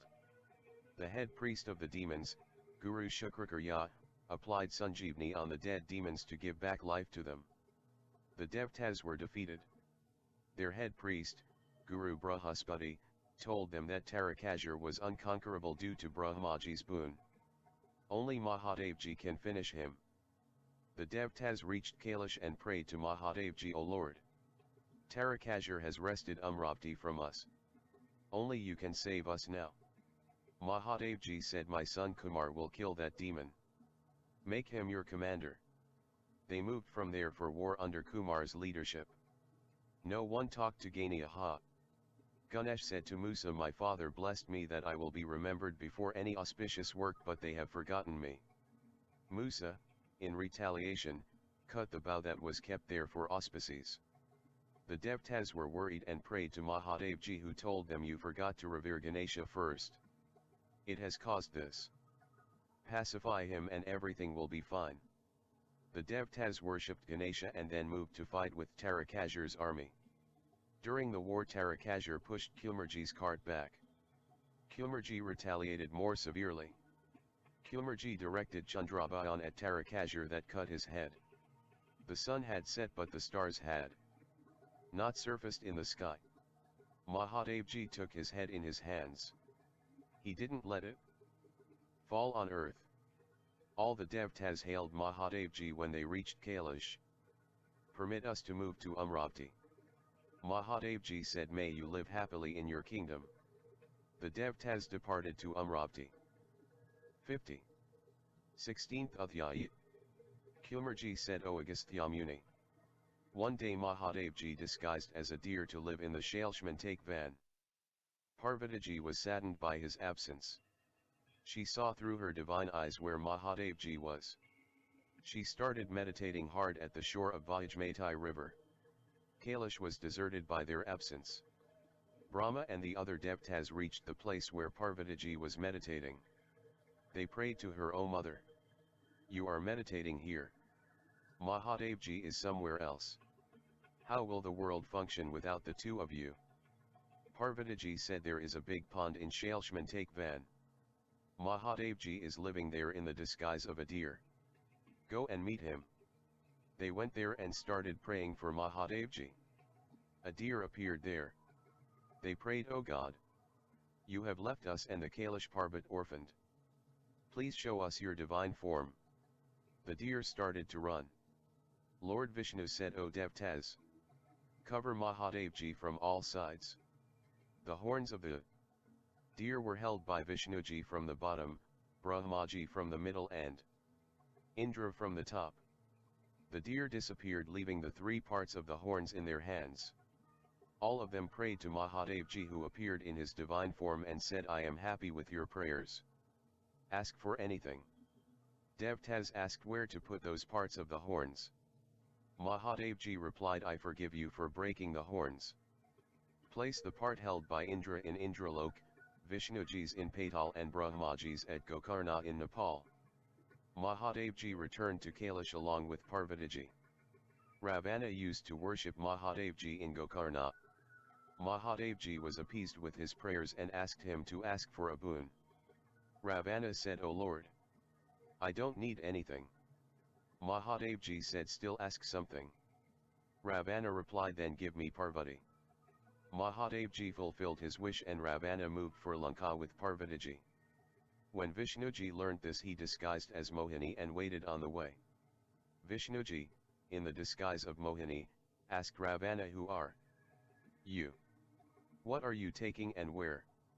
Ravana replied, "I am the king of Lanka." Ravana: "I have got Parvati in boon from Mahadevji." Mohini laughed and said, "O Ravana, you are a brave man. Why do you believe all? Mahadevji has given you an artificial Parvati and you believed him. If you want real Parvati, ask Mahadevji to give her to you. She actually is under his throne." Ravana was deceived by Vishnuji. He left Parvatiji there and reached Kailash and said, "You have made a fool of me. The real Parvati is under your throne. Give her to me." 51. Mahadevji understood the reality from his divine eyes. He created an artificial Parvati and pulled her from his throne. Ravana took her to Lanka. Vishnuji brought Parvatiji to Kailash. One day Mahadevji went to Mansarovar to take a dip in water in the disguise of Rajhangsa. Jalandhar was also there with his wife Vrinda and said to her, "O Vrinda, I am fortunate to have a beautiful wife like you." Vrinda laughed and said, "I am nothing in comparison to Mahadevji's wife, Parvati." Jalandhar said, "If this is the truth, then I will steal her." Jalandhar disguised as Mahadevji and reached Kailash. Parvatiji brought water to wash his feet. Jalandhar fell down and became unconscious as he saw her. Parvatiji realized that it was Jalandhar in Mahadevji's form. She prayed to Vishnuji. Vishnuji appeared and said, "O Mata, why have you called me?" Parvatiji apprised him of the incident. Vishnuji said, "O mother, he has done a very bad deed. He thrives on the power of his wife, Vrinda. I will go and take away Vrinda's power." Vishnuji moved to Mansarovar on his vehicle, Garuda. 52. 17th Adhyaya. Kumarji said, "O Agastya Muni, Mahadevji was surprised by the arrival of Vishnuji at Mansarovar and said, 'O Govind, what brought you here?'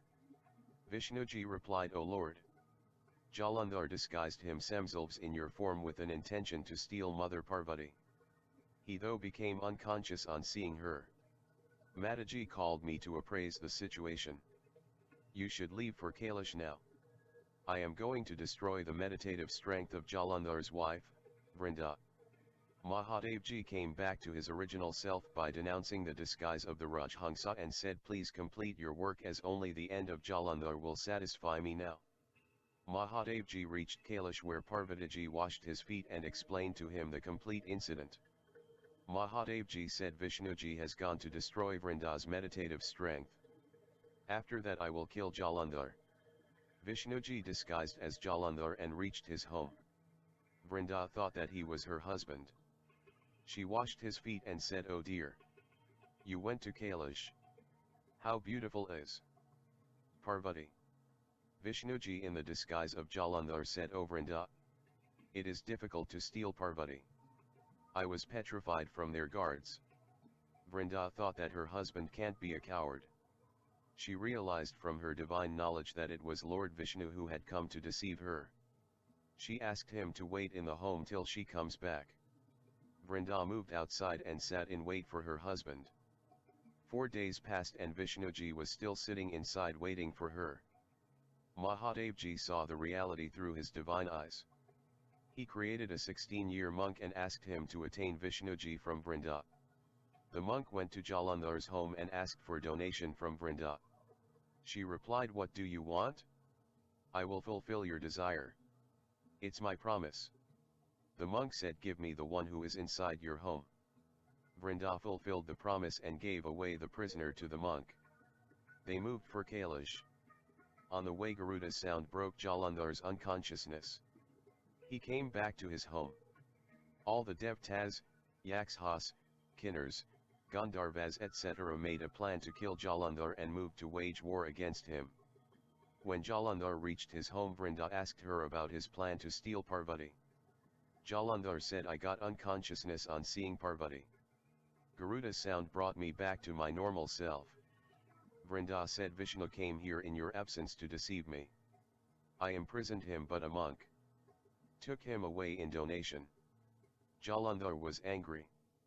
He said, I will now again try. 53. To steal Parvati. He moved outside where Narada met him and said, O Jalandhar, all the Devtas are coming to fight with you. Prepare for the war now. Jalandhar readied his army to battle with them. There was a terrific battle fought between them. Mahadevji asked Vishnuji to try once again to deceive Vrinda because until her meditative strength eroded, Jalandhar was unbeatable. Vishnuji went to Jalandhar's home in his disguise. Vrinda asked, Dear, what happened to the war against Mahadevji? He replied, the war has not finished. I got tired and have thus come to take rest. Vrinda served him food. Vishnuji, in the disguise of Jalandhar, destroyed the strength of Vrinda by spending time with her. Next morning Vishnuji appeared in his Chaturbhuj form before Vrinda. Vrinda was infuriated. Vishnuji said, Jalandhar must have been killed by now. You will get this news soon. You have got me in place of him. You need not worry. Vishnuji consoled her and disappeared from there. 54. 18th Adhyaya. Kumarji said, O Agastya Muni. Jalandhar's power started to diminish as soon as Vishnuji corroded Vrinda's power that emanated from her character. In the battlefield Mahadevji opened his third eye and pierced his trident in Jalandhar's chest. Vrinda cried at the demise of her husband and said, Dear, why have you left me? You met your end due to Vishnu's deception. She cursed Vishnuji in anger, you are the reason for my husband's death.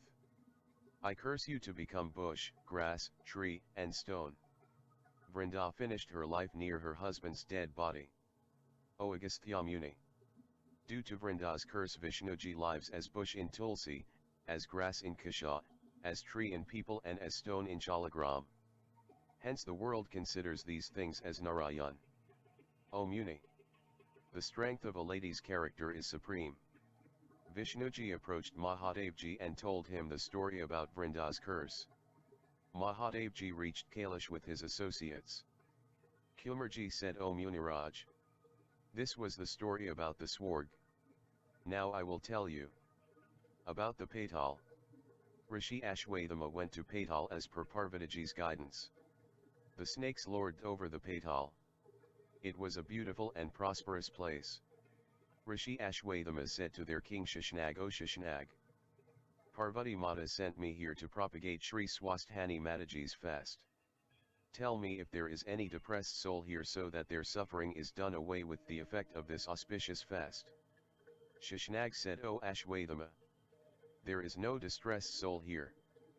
But in the forest nearby there are homes of Shankshud, Rathankud, Kripadud, and Dhartrashtranags. Their wives are in distress. Rishi Ashwathama went there and inquired about the reason of their sorrow. Shankshud's wife Hirawati, Rathankud's wife Ratnawati, Kripadud's wife Mrigawati and Dhartrashtra's wife Madnawati said to him, we were living here happily with our husbands. They went outside one day and have not returned.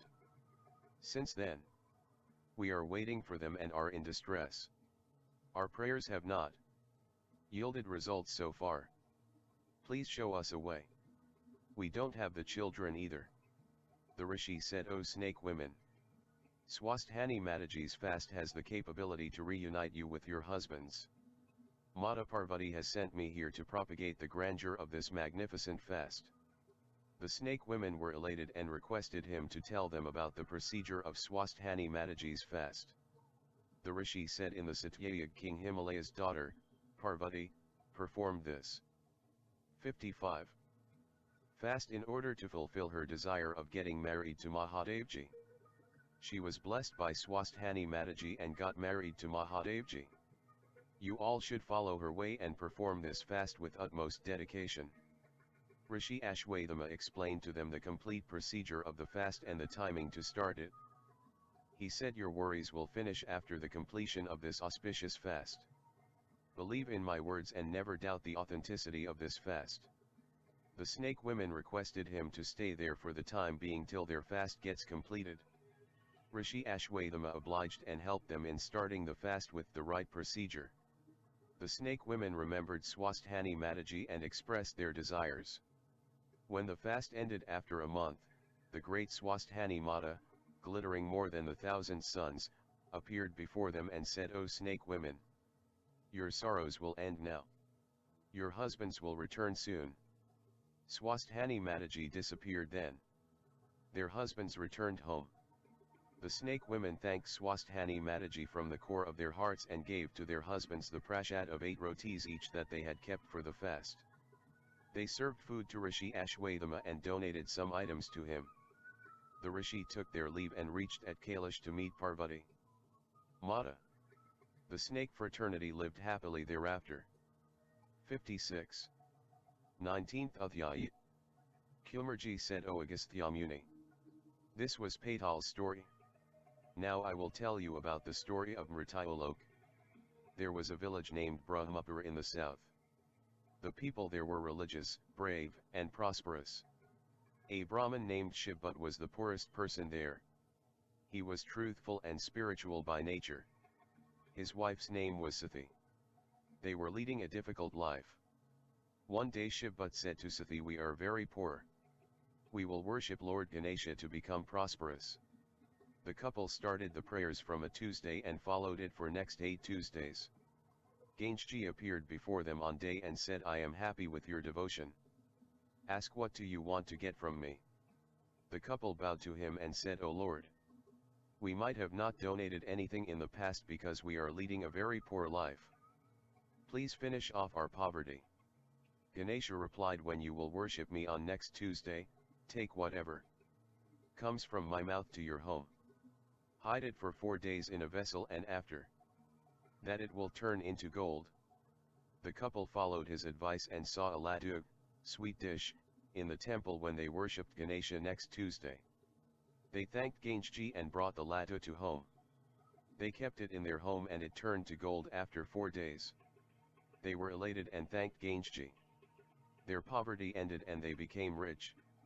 One day Shivbhat said to his wife, we will do donation in this birth so that we don't remain poor in the subsequent births. They started worshipping Harihardev. They flourished thereafter. They were getting old, so they worshipped Ganeshji to get a child who could look after them in the old age. Ganeshji was happy with their devotion and asked them to express their desire. Shivbhat said, O Lord, give us progeny who can look after us and our wealth. Ganeshji said, pray here on the next Tuesday. You will find a cow here. When she will withdraw Gobar. Don't let it fall on the land. Take it home and keep it in a vessel. After 4 days, you will see a daughter there. You can't get a son due to the acts of your last birth.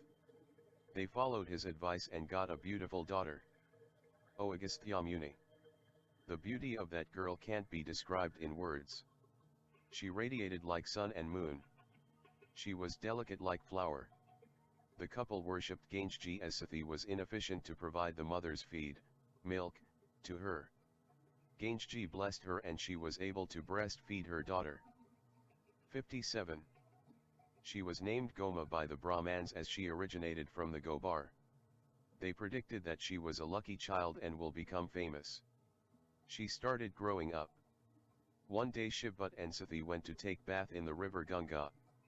They worshipped God and donated many things. The Devtas feared their spiritual strength. Indra said to Mahadevji in Kailash, O Lord, this couple has attained wealth and grace due to their spiritual strength. I fear to lose my kingdom to them. Please help me. Mahadevji replied, O Indra, go back to Amravati. I will save you. Mahadevji disguised as a monk and reached Shiva's home. Goma was present there. She asked him to wait as she was preparing the puja samagri. She came outside after doing her work and apologized to him for making him to wait. The monk said, you made me wait for long. Give me the material that you have prepared for your parents. Goma replied, I can't give you that. Take whatever I am offering you. The monk got enraged and said, you have insulted me due to your ego. I curse you that you will get married to an old man of 70-year age when you will turn 7. The wealth of your parents will cease to exist and they will die consequently. You will face many hardships in life. The monk went away after cursing her. 58. 20th Adhyaya. Kumarji said, O Agastya Muni. Goma was depressed to hear the curse of the monk. When Shiva and Sathi returned home in the evening, they asked Goma the reason of her crying. Goma said, in your absence I was preparing puja samagri for you. A monk visited our house for some donation. I asked him to wait for some time. He was annoyed for the delay and wanted the material that I had prepared for you. When I refused to give him that, he fumed with anger and cursed me that I will get married to an old man, our wealth will be destroyed, my parents will die soon and I will face hardships. Shiva said that monk was none other than Mahadevji. His curse won't affect you. Stop crying. Shiva searched a bridegroom for her when she turned 6 but was unable to find one due to Mahadevji's curse. One day he met an old man at the shore of the river Ganga. That man was badly dressed and introduced himself as Shiv Sharma. He was searching for a bride ever since he was 16 years old. Shiv Sharma said to Shiv, but the solution of the worries of both of us is in the marriage of your daughter with me. Shiv said, what are you saying? You are 70-year-old while my delicate daughter is just 7 years in age. Shiv Sharma said that he will commit suicide if his request was not met in affirmation. Shiv thought that maybe that was the fate of her daughter. He reminded Mahadevji's curse. He took him to his home and said to wife that had he not adhered to Shiv Sharma's wish, the latter would have committed suicide. The monk had cursed our daughter to marry an old man. We can't change her destiny. That's why I brought him here to marry him to our daughter.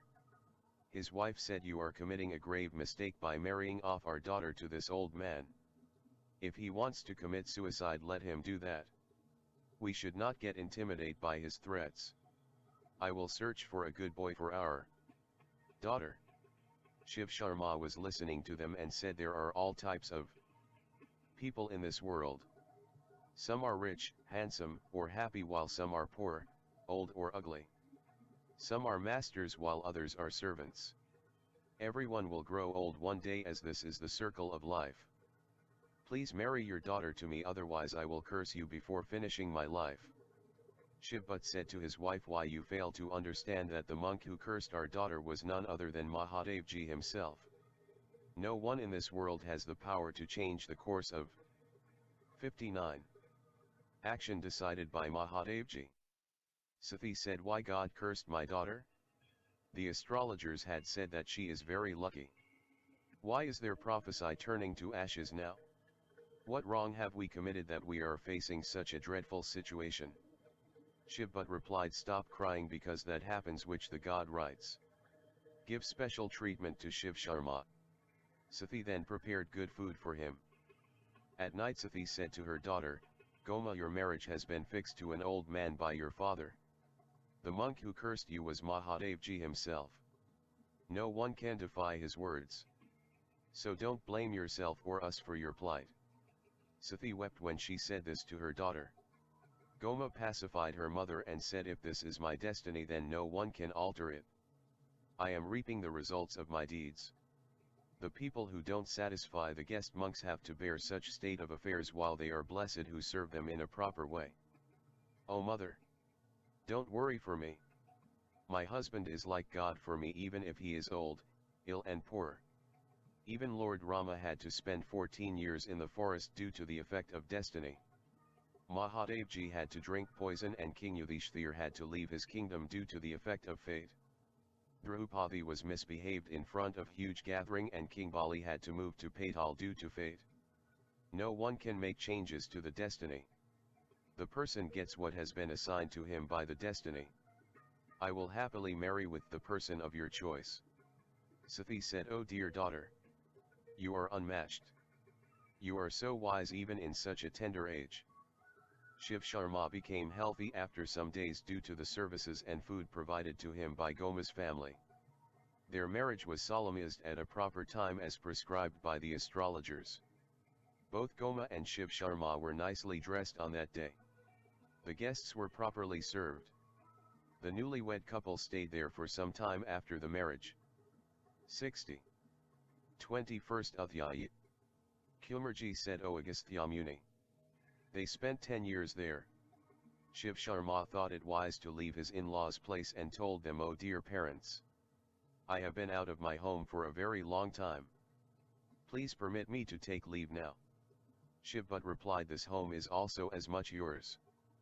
Please don't go from here." Shiv Sharma said, "Allow me to visit my home once. I will return after some time, as you are my guardians and parents. You take care of me with such affection that I would love to come back here."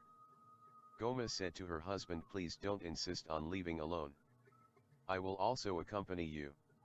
Shiv Sharma replied, "Goma, you are young and tender. The way to my home passes through a series of forests and mountains. You haven't faced the hardships of life. I am old and thus will not be able to protect you from the miscreants. So let me go alone.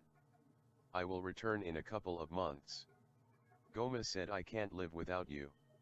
I am ready to tread the difficult path along with you. I will finish my life if you try to leave alone." Shiv Sharma said, "If this is your wish, then take permission from your parents." Goma requested her parents to let her go. Her parents said, "Oh daughter, please don't insist to leave us. You are our daughter as well as our son. Who will take care of us in your absence? Who will serve us food and water? Without you our life would be like a night without moon. We will also leave this world as Dashrathji left in absence of Ramchandraji. Let your husband go. He will return back in a couple of months." Goma said, "Dear parents, the wife's life revolves around her husband. The rituals, donation, fasting etc. are not needed if the wife is devoted to her husband. I can't neglect my duty of serving my old husband." Her parents replied, "You are speaking the worldly wise things. How can we stop you now?" Goma's parents wept a lot after allowing her to go. They presented many good things to her, like ornaments, clothes, and other valuable things. They sent many servants to depart their daughter. They wept a lot and said to her on departure, "O dear daughter, don't forget us and return soon." 61. 22nd Adhyaya. Kumarji said, "O Agastya Muni." Shivbhat and Sathi glanced at their daughter till she went away from their eyes. They were weeping and consoling each other. They were looking at her departing daughter by standing on the branch of a tree. Due to the curse of Mahadevji, that branch broke and they both fell down and died. Mahadevji's envoys came there from the Kailash Parvat and took them to the abode of the Lord. Shiv Sharma and Goma entered a forest on their way. She asked her servants about the names of the forest, creatures that she saw there and the time left for the remaining journey. At night they had their meals near a pond and slept there afterwards. Due to the curse of Mahadevji, some thieves stole all their jewelry and money. Goma and her servants were astonished to learn this in the morning. The servants said, "What explanation will we give now to your parents about our carelessness?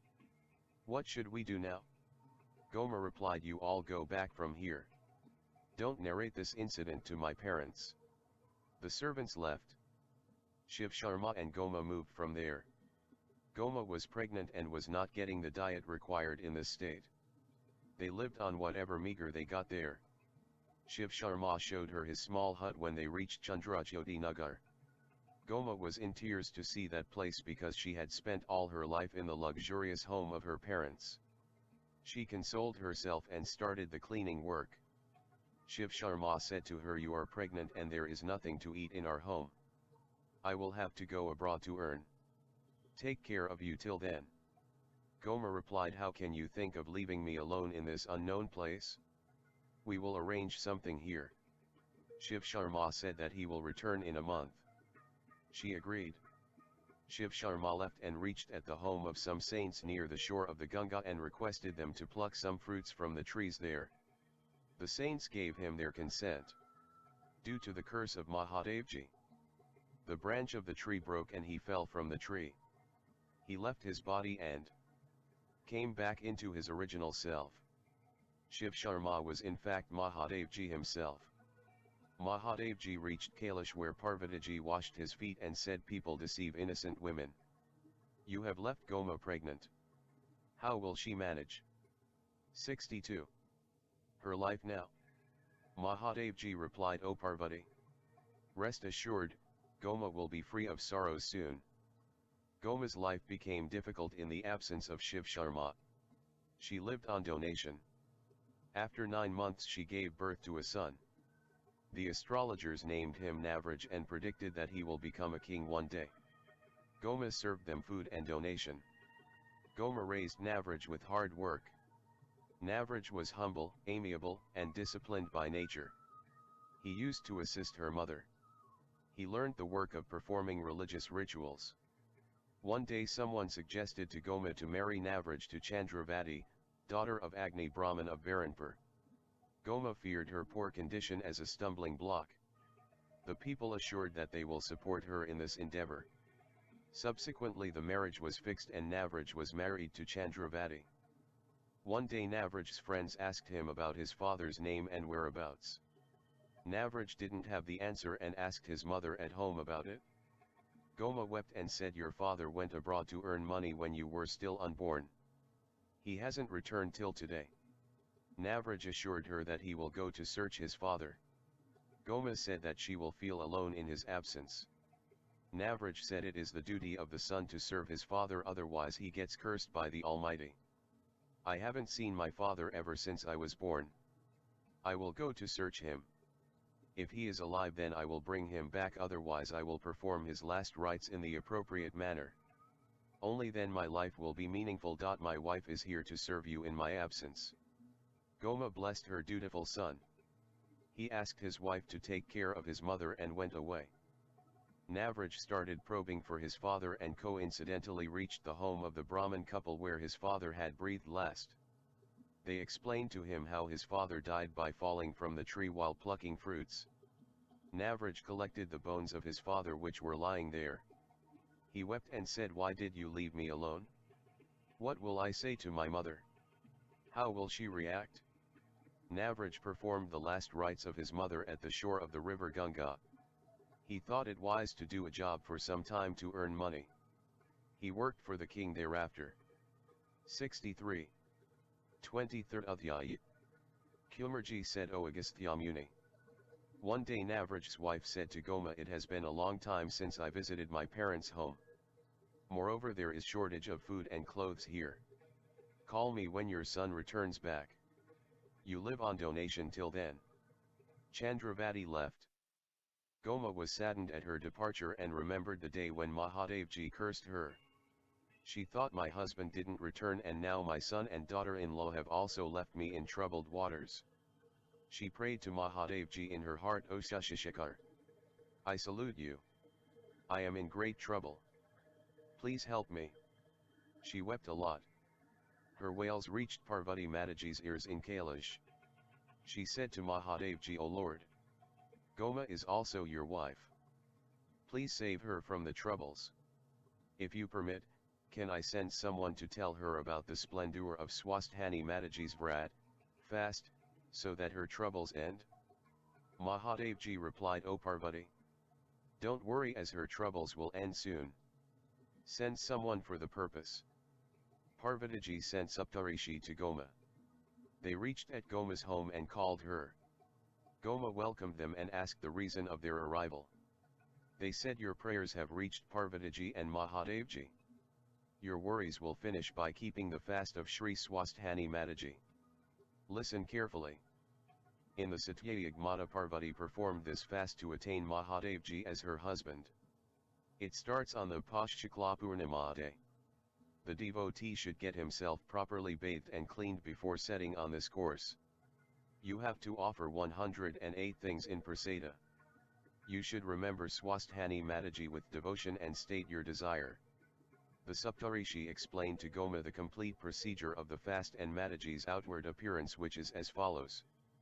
Glittering as gold, the three-eyed, whose face is like a lotus flower, who sits on the throne, attached with all ornaments, the four-armed, who has Nilkamal in the upper left hand, Varda in the upper right hand, Kadaga in the lower left hand, Churma in the lower right hand, such a powerful goddess, we remember you, the divine being. Pray and request to her to fulfill your desire and to bless you with her grace. 64. After that you should bow to her and distribute the 108 things of the prasada to your husband, son, or relative. If no one is available, then immerse that in the river. Mataji's bhajans and jagran should be performed in the night. It has the capacity to end your worries and fulfill your wishes. Don't ever doubt the majesty of this glorious fast. Mata Parvati was the first one to perform it. After listening to the Saptarishi, Goma said, I am fortunate to learn this from you. I am unable to serve you in a proper way. Please wait, I will bring something for you. The Saptarishi felt her pain and decided to bless her. They left 7 pieces of gold for her before leaving from there. 65. 24th Adhyaya. Kumarji said, O Agastya Muni. Goma went to the market to brought pond for the Saptarishi. The shopkeeper said that he had sold all the ponds. You can check inside the vessel. When Goma checked that, she found ponds there. They both were surprised by the miracle. The shopkeeper gave those to Goma for free. Goma rued her fate when she returned home and saw that the Saptarishi were not there. When she started cleaning her house, she noticed 7 pieces of gold that Saptarishi had left there. She thanked them. On the appropriate day she readied herself well to start the fast of Shree Swasthani Mataji. She read Swasthani Mataji's story in the evening. Some children came to her house to ascertain that what she was doing. She narrated to them Swasthani Mataji's story. The children got blessed as well. Goma performed the fast properly and prayed to Mataji, O kind and benevolent mother. Please save me from the curse of the monk if you are satisfied with my devotion. May my son return home soon. Bless me to remain your devotee always. O mother! You are Brahma, Vishnu and Mahesh. Even Sheshnag and Sarasvati can't describe your greatness. She offered the prasada to Mataji and spent the night chanting Swasthani Mataji's pious name. In the morning she was extremely surprised when her son Navraj called her name. Navraj told her about the demise of his father. Goma wept on learning that her husband was no more. Navraj consoled her and said, we have to adjust to the reality. Where is my wife? Goma replied, she left me and returned to her father's house. I was in great sorrow, but with God's grace the Saptarishi arrived here to tell me about the fast of Swasthani Mataji. It is because of the good effect of that fast that you have returned home. I will narrate to you this pious story. It gives happiness in this world and takes us to the God after our death. Goma narrated the Katha to him and asked him to take a dip in the holy water of river Ganga. When Navraj was taking a dip there, the god of water appeared before him due to the good effect of Swasthani Mataji's fast. He said, I am happy with your mother's devotion. The king of the Lavanya kingdom has expired. The state elephant of that kingdom is on the lookout for the new king. That person will become the king who will be garlanded by that elephant. I will enter the conscience of that elephant and 66. Put the garland in your neck. I bless you to become the king of Lavanya. Navraj thanked the water god and said, O God, you have blessed me and my mother. You have made my life meaningful. Bless me always. Navraj thanked him and returned to his home. His mother asked the reason for him being so happy. He explained to her that amazing incident. He said that it has happened due to the grace of Shree Swasthani Mataji. Goma had no words to thank Mataji. She gave her son the prasada of Swasthani Mataji. Navraj ate the prasada, took her mother's blessing and departed for the Lavanya kingdom. 67. 25th Adhyaya. Kumarji said, O Agastya Muni. The ministers of the Lavanya kingdom had sent the elephant to send their new king. Many people were trying to attract that elephant. Navraj also reached there. The water god entered the elephant's conscience and the elephant garlanded Navraj. Many people got enraged to saw that happening because Navraj was a Brahmin. The ministers scolded them by stating that the elephant doesn't differentiate between the statuses of the people because the elephant acts as the guide. We will accept him as the new king. The elephant took Navraj in his trunk and moved towards the palace. He was made to dress beautifully. He was married to the princess of that kingdom. The ministers told him that the preparations for his appointment as their new king were made and they were waiting for his permission to initiate those proceedings. Navraj said, how can I get crowned in the absence of my mother? He ordered the ministers to bring his mother. There, the ministers reached Navraj's home with jewelry and new clothes, and said to her, O mother of the king, your son has become the king of the Lavanya kingdom. We are his ministers. We have come here to take you there. Goma was very happy. She got herself well dressed for the occasion. The ministers took her to the palace in the cart vehicle. The people there were surprised to see that the poor Goma had suddenly become the king's mother. When she reached the palace of the Lavanya kingdom, Navraj bowed to her and said, O mother, I have become the king due to your devotion towards the Almighty. You have to get me crowned now. The Rajpurohits got him crowned by making him to sit on the golden throne. The Rajpurohits were served food and given donation. The festivity and the musical program were arranged. 68. 26th Adhyaya. Kumarji said, O Agastya Muni. One day King Navraj said to his mother, Goma, O mother, we have attained the positions of the king and the Rajmata with Swasthani Mataji's blessings. We should feed all the Brahmans here because it will make our life worthwhile. Goma replied, you have stated the truth. I pray to God to keep you like that always. Do call the Brahmans from the Chandrajyoti Nagar and don't forget to invite your first wife, Chandravati. Navraj said to his ministers, invite all the Brahmans for a grand feast. Invite the Brahmans from Chandrajyoti Nagar as well as Varanpur because my wife lives there. Invite my in-laws too. The ministers carried his orders. They sent cart, clothes, and jewelry for Chandravati. Chandravati and her parents were over the moon to hear the news of Navraj's appointment as the king. The ministers requested Chandravati, O queen, please get ready as we have come to take you to the palace. Chandravati's parents were very happy and they said to her, O daughter, you have become a queen. You should go with them.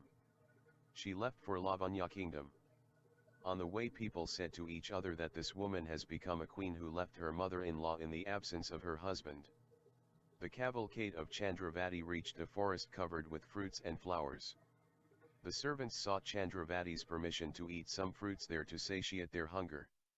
They asked her to wait in that cart which was carrying her. They saw some women there who were worshipping there. They asked them about their whereabouts. The women said, "We are the Apsaras and we are worshipping Swasthani Mataji here." The servants requested the Apsaras to involve them in the puja, worshipping. The Apsaras assisted them to complete the procedure of revering the deity and said, "Whosoever worships Shree Swasthani Mataji, listens fondly to her story and keeps literature related to her in his/her home is blessed to get rid of worries and gets happiness beyond measure. He/she goes to the abode of the god after leaving this corporal body. You have worshipped Mataji on the way, so you all will be blessed by her." The servants thanked them and reached back where Chandravati was waiting for them. 69. 27th Adhyaya. Kumarji said, "O Agastya Muni." Those servants narrated to Chandravati the complete incident and offered apology for reaching late there. They offered Swasthani Mataji's prasada to her. She got angry and said, "You evil people! You left me alone in the forest to complete your fast. Is this your duty? Is Swasthani Mata providing you bread and butter? I haven't heard Swasthani Mata's name ever. I will teach all of you a lesson on reaching the palace." She snatched prasad from their hands and threw it on the floor disdainfully. The servants had no other option than to take her forward. They had to cross a river named Shali. A storm happened because Chandravati had abused Swasthani Mataji. There was heavy rain and the bridge collapsed. The servants became birds and reached Kailash as a result of revering Swasthani Mataji. The devotees attained the abode of the god by keeping this fast. There was a flood in the river. The fisherman reported the matter to Navraj and asked his opinion to get over this calamity. Navraj reached there along with his ministers. The fishermen threw their net in the river and Chandravati got entangled in that. She was ailing with diseases. The fishermen could not assess if she was a human. They threw her back in the river. They said to Navraj that they didn't find anything in the river. Navraj prayed, "O Mother Ganga, please accept my offerings and calm down." He offered Navratnas, a cow, milk, and curd to the river. The river calmed down. The people were astonished. They revered the river and returned back. On the other side, Chandravati was living the life of hunger, thirst, and diseases. She tried to eat mud to fill her stomach, but that turned to stone first and then into leaves before flying away. She met that condition because she had abused and insulted Swasthani Mataji. Navraj used to serve food and donation to the Brahmans in his palace. One day 2 Brahmans of Agnapur village, named Kapil, saw Chandravati on the way. She was crying with pain and requested them to introduce themselves. They said, "We are Brahmans and we are going to the palace on the invitation of the king." Chandravati requested them to bring some food for her as she was very hungry. They said they can't promise and they moved from there. Navraj 70. Greeted all the Brahmans, served them food and donated many things to them. The Kapil Brahmans strolled near the palace after eating food, contemplating about how they could ask for food for Chandravati. Rajmata Goma noticed their movements and sent the cook to know the reason of their restlessness. The Brahmans said that they met an ill woman at the shore of River Shali. She was very hungry and asked for food. "We are worried on that aspect." The cook told this to Goma, who asked him to give some food for her. When they went inside the kitchen to collect some food, everything disappeared from there. Goma then asked them to give that food for her, which was kept for Goma after offering to Swasthani Mataji. The cook said to the Kapil Brahmans that the food vanished from the kitchen when he went to collect it from there, and he was now giving them the food kept for Rajmata Goma. The 2 Brahmans left from there. After their departure, the food that had disappeared from the kitchen appeared once again. "O Agastya Muni, I have explained to you the story of Chandravati's misery after she abused Swasthani Mataji. Now I will tell you how Swasthani Mataji blessed Chandravati when she repented for her misconduct." 71. 28th Adhyaya. Kumarji said, "O Agastya Muni, the Kapil Brahmans reached with food to give to Chandravati. She asked for food. They said that you are such an evil soul that the food vanished from the kitchen of the palace when we demanded it for you. We have brought for you the Rajmata's food. Chandravati snatched on the food. The Brahman said you should always eat food after washing your hands and face. We pity your condition. Listen carefully if you want to get rid of your disease and bad condition. Perform Shree Swasthani Mataji's fast. It has the power to forgive even the worst of criminals. They left after advising her. When Chandravati reached near the river Shali to clean herself, the water level started to lower down. When Chandravati tried to eat the food, it turned into stones and leaves. She fell down unconsciously. She regained consciousness in between. She was in terrible condition for last 5 years. On the Shukla Purnima day, the Apsaras descended on earth to perform Swasthani Mataji's fast. Chandravati saw them and asked, "Can I get something to eat? I am hungry for last so many days. Please help me." The Apsaras said, "We are from Indrapur. We have come here for performing Shree Swasthani Mataji's fast. We feel pity for your deplorable condition. We advise you to perform this fast to end your bad period." Chandravati realized in her heart that she had abused Swasthani Mataji when her servants had narrated her story. She had thrown Mataji's prasada. She was wandering since then due to the effect of that bad act of hers. The Kapil Brahmans too had advised her to perform this auspicious fast. Swasthani Mataji is very kind, compassionate and powerful. I met this condition due to my ego. I must also perform this propitious fast. Chandravati requested the Apsaras to acquaint her with the proper procedure of this fast. The Apsaras explained to her the complete procedure of Shree Swasthani Mataji's Vrat, fast.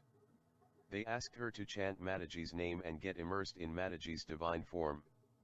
They said the devotee gets the fruits of his/her desire after the successful completion of this fast. They helped her in starting the puja of Mahadevji and Mataji. The effects of the fast on Chandravati were beyond belief. With the passing of each day, her body started to show improvement. 72. And as the fast completed, she had got rid of her disease.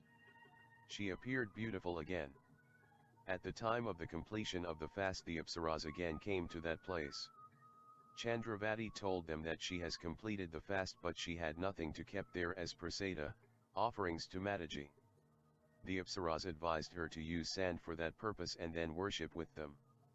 Surprisingly, the offerings made of sand converted to the real ones because of Chandravati's devotion for Swasthani Mataji. The Apsaras said to her, "You have regained your previous form. We want to give you another name, Punyavati." They all prayed to Swasthani Mataji. Chandravati prayed and said, "Dear Swasthani Mataji, I bow before you. I had insulted and abused you due to my lack of knowledge about your strength and grace. Please forgive me for my heinous act. You are the divine form of Brahma, Vishnu, and Mahesh. You are the biggest of all the gods. Even Shashnag and Sarasvati can't describe your powerful aura. Please accept my prayers and bless me." The Apsaras left after the completion of the fast. Chandravati immersed the offerings into river Shali and prayed to Mataji, "Oh my dear mother, reunite me with my husband." She then ate the leftover prasada. This way Chandravati attained divine body with the blessings of Swasthani Mataji. 73. 29th Adhyaya. Kumarji said, "O Agastya Muni, a nag, snake, saw the 4 rotis that Chandravati had immersed in the river. The nag thought, who might have immersed these rotis? I left home 12 years ago. How can I eat them alone? I should go home and share these with my wife." The wife of the nag was also searching for her husband, and they both met near the shore of the river Shali. She asked her husband, "Dear, where were you for so long? Why did you leave me? I am fortunate to reunite with you. I had got these 4 rotis. Let us share these." The nag said, "I, too, have got 4 of them. I wanted to share these with you." They both were surprised with this twist of fate. They ate those rotis, and the Nagan said to the Nag, we have united due to the good effect of these rotis. We pray to the god that whosoever immerse these rotis in the river may get his/her desires fulfilled. These rotis have united us, and if that person is also searching for someone, then they may also unite. This way the snake couple blessed Chandravati indirectly. The inhabitants of the Lavanya kingdom went near river Shali to have a bath. They saw Chandravati there and asked her to introduce herself. Chandravati said, I am the daughter of Agniswami Brahman of Varanpur. I am the wife of Navraj, son of Goma and resident of Chandrajyoti Nagar. I performed Shree Swasthani Mataji's fast here under the guidance of some Apsaras. The people were very surprised and told this incident to Navraj. Navraj was very happy. He said, she is my wife. I am waiting for her from a long time. Navraj ordered his ministers to reach near the shore of river Shali with all fanfare and brought her to the palace. The ministers carried his orders and asked Chandravati to get dressed with the clothes and jewelry that they had brought with them. Chandravati thanked Swasthani Mataji in her heart, O benevolent mother. I have seen the outcome of performing your propitious fast. I had prayed to you to reunite me with my husband, and you have blessed a bad person like me. I salute you as I have become a queen because of your blessings. She got ready and moved for the palace. The people thronged to see her. Navraj brought her inside the palace. 74. 30th Adhyaya. Kumarji said, O Agastya Muni. Chandravati met Goma and Navraj happily there. Navraj asked, Dear, it has been a long time since I saw you last. I sent servants to bring you here. They haven't returned till date, and you also took a long time to reach here. Are you not happy with my elevation to the coveted post of the king? People told me that you are living in a hut near the shore of river Shali. What was the matter? Chandravati was happy to hear his kind words and replied, I started my journey for here with your servants. They asked to take rest and eat fruits in a forest on the way. Some Apsaras were performing the auspicious fast of Shree Swasthani Mataji there. Your servants joined them in this good work and brought prasada for me as well. Due to my ego and ignorance, I abused Swasthani Mataji and threw the prasada. When we reached near the river, a flood engulfed us and the bridge collapsed. I don't know what happened to your servants. I got unconscious.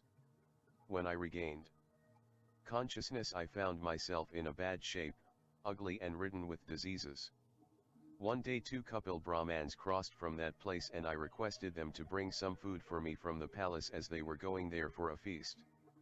They came back and admonished me for the fact that the food vanished from the kitchen of the palace when they had asked for it for her. They said that Rajmata had given her portion for you and that I should wash my hands and face before having food. They sympathized with me and advised me to carry out Swasthani Mataji's fast. They said that it would end my bad period. When I tried to eat the food given by them, it turned into stones and leaves. The river also lowered its level when I tried to drink water from it. On a Paush-Shukla Purnima day, some Apsaras arrived there to execute Swasthani Mataji's fast. They also advised me to do Mataji's fast to overcome my pain and bad luck. I rued for the fact that I was not in a condition to carry out the fast, as I didn't have the required material needed for the puja. They explained to me the proper procedure of the fast and went away. I started Mataji's worshipping and fast with utmost devotion. The results on my body were beyond belief. I came back to my normal self. The Apsaras came back after a month and were happy with my recuperation. They called me by a new name, Punyavati, and asked me to make the material for the puja using sand. Surprisingly, Mataji's 75 blessings turned the material of sand into the real one, and I was able to complete the puja. I completed the procedure of ending the fast along with them. I thanked Mataji from the core of my heart and prayed to her to reunite me with you. I ate the 100 rotis and other prasada and chanted her name throughout the night. I immersed the prasada, kept as shagun, in the river the next morning. I had to bear so much pain in my life because I had abused Swasthani Mataji. I regained everything after I apologized to her. I have reunited with you by grace of Swasthani Mataji. She is the biggest of all the devtas and her fast is supreme. I thank her again and again. Chandravati was in complete awe of Mataji by then. 76. 31st Adhyaya. Kumarji said, O Agastya Muni. Goma thanked Shree Swasthani Mataji after she learned her daughter-in-law's tale. She said to Chandravati, you have executed this fast in spite of bearing so much pain. You are remarkable. Now listen to my story. When you and Navraj left the home, my life became difficult. One day the Saptarishi came to my home and advised me to do Swasthani Mataji's fast. They left 7 pieces of gold for me in my absence when I had gone to purchase pawn for them. I bought the material for the puja from the gold left by them. I carried out this fast with dedication and completed it with proper procedure. In the morning I was extremely surprised to see Navraj back home. I gave him the prasada. He broke to me the sad news of the demise of my husband. He told me that he had performed the last rites of his father by collecting the bones from the place where his father had died.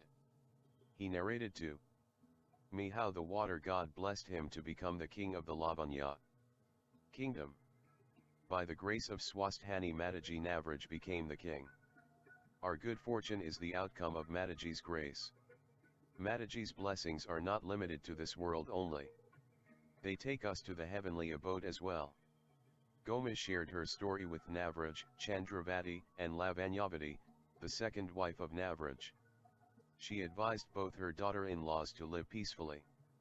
O Agastya Muni. Both the daughter-in-laws touched the feet of their mother-in-law. Since then they performed Swasthani Mataji's fast every year with devotion. This way they all lived happily thereafter. O Agastya Muni. Whosoever executes Shree Swasthani Mataji's fast, keep her book in his/her home, is blessed by her and never faces any difficulty in life. The ghosts and other bad activities can't harm the devotees of Swasthani Mataji. The devotee gets worldly pleasures and leaves for the heavenly abode of the god after completing the life cycle on the earth. This is the story of Shree Swasthani Mataji, and we have tried our best to make it reach you. 77. Prayer. Upnado mang alam va sakal janyaman glalaya Shriman. Dinkarkiran nabad hitan av nalandal nabhikshana Krishna. Kale varsatupar janyi prithivi shajyashalinai. Des hoam keshabai trahito brahmana suntu nirbaya. Aputra putra na suntu patra na. Nirdhana sadhana suntu jivantu shardam shatam. Tatrave ganga yamuna cha tatra, Godawari sindhu sarasvati cha. Tirthayani sarvani vasanti tatra, yatricha yudo darkatha prasanga. Yakundanduthusar hardhala yashubharavastra vrita. Yavinavardandmandit kara yashwet padmasana. Ya brahmake utshankar prabai tritibhidave sada vandita. Saa mam pato sarasvati bhagvati nyashishjati ipaha. Kian vacha mansendra yervabud hyatmana vaprokritis vabhavat. Karamayad yat sakalam parasme narayanayata samarpayatate. Meaning, may the lotus-eyed Sri Krishna bestow you with his blessings. May the rains happen on time and the earth is full of prosperity. May this country be devoid of sorrow and the Brahmans live here without fear. May the childless attain progeny, the poor get money and all live a long life. All the pilgrimages like Ganga, Yamuna, Godavari, Sindhu, Sarasvati etc. shower their blessings wherever the name of Lord Krishna is taken. May the goddess of knowledge, who wears white clothes, holding a veena, musical instrument, who sits on white lotus, take care of me always. Whatever I do from my body, heart, voice, self-consciousness, and my nature, I proffer it to you, Lord Narayana. 78 Shree Swasthani Mataji's RDJ Shree Swasthani Mata, Myajay Shree Swasthani Mata. Tumko Nishdin Dhayawat, Parvati Mata. Aum J. Teen Netron Wali, Char Bhuja Mata. Kadaga, Karama, Trishul, Kamal Shobapata. Aum J. Jiskar Main Tumrukti, Tahan Sab Sutgun Eada. Tumhara Vrat Karki, Sab Sambhav Ho Jada. Ahum J. Navraj Ko Raja Banaya, Goma Ko Rajmata. Agasthyamuni Ko Ya Sab, Sukumar Sunata. Ahum J. Ashwathamarishi Razidal Main Batata. Mahadevji Ki Puja Tum Hair Man Beta. Ahum J. Posh, Maik Mahini Main Jojan Tum Hara Vrat Karpada. Tum Hari Kripa Sehu, Manova Ankidful Pada. Ahum J. Shree Swasthani Mataji Ki Arti, Jojan Nit Gata. Rivisithi, Such, Sampati, Z Bar K Pada. Ahum J. 79. Content for the back cover of the book. Shree Swasthani Mataji's Brat, fast, is one of the most revered fasts. It gives the desired results to the devotees who undertake it. Its glory is beyond imagination. By just doing it once, the devotee gets the worldly pleasures in this life while attains the heavenly abode of the God thereafter. My wife and I want to spread the grandness of this fast to maximum people. We pray to Shree Swasthani Mataji to bless everyone and to fulfill your desires.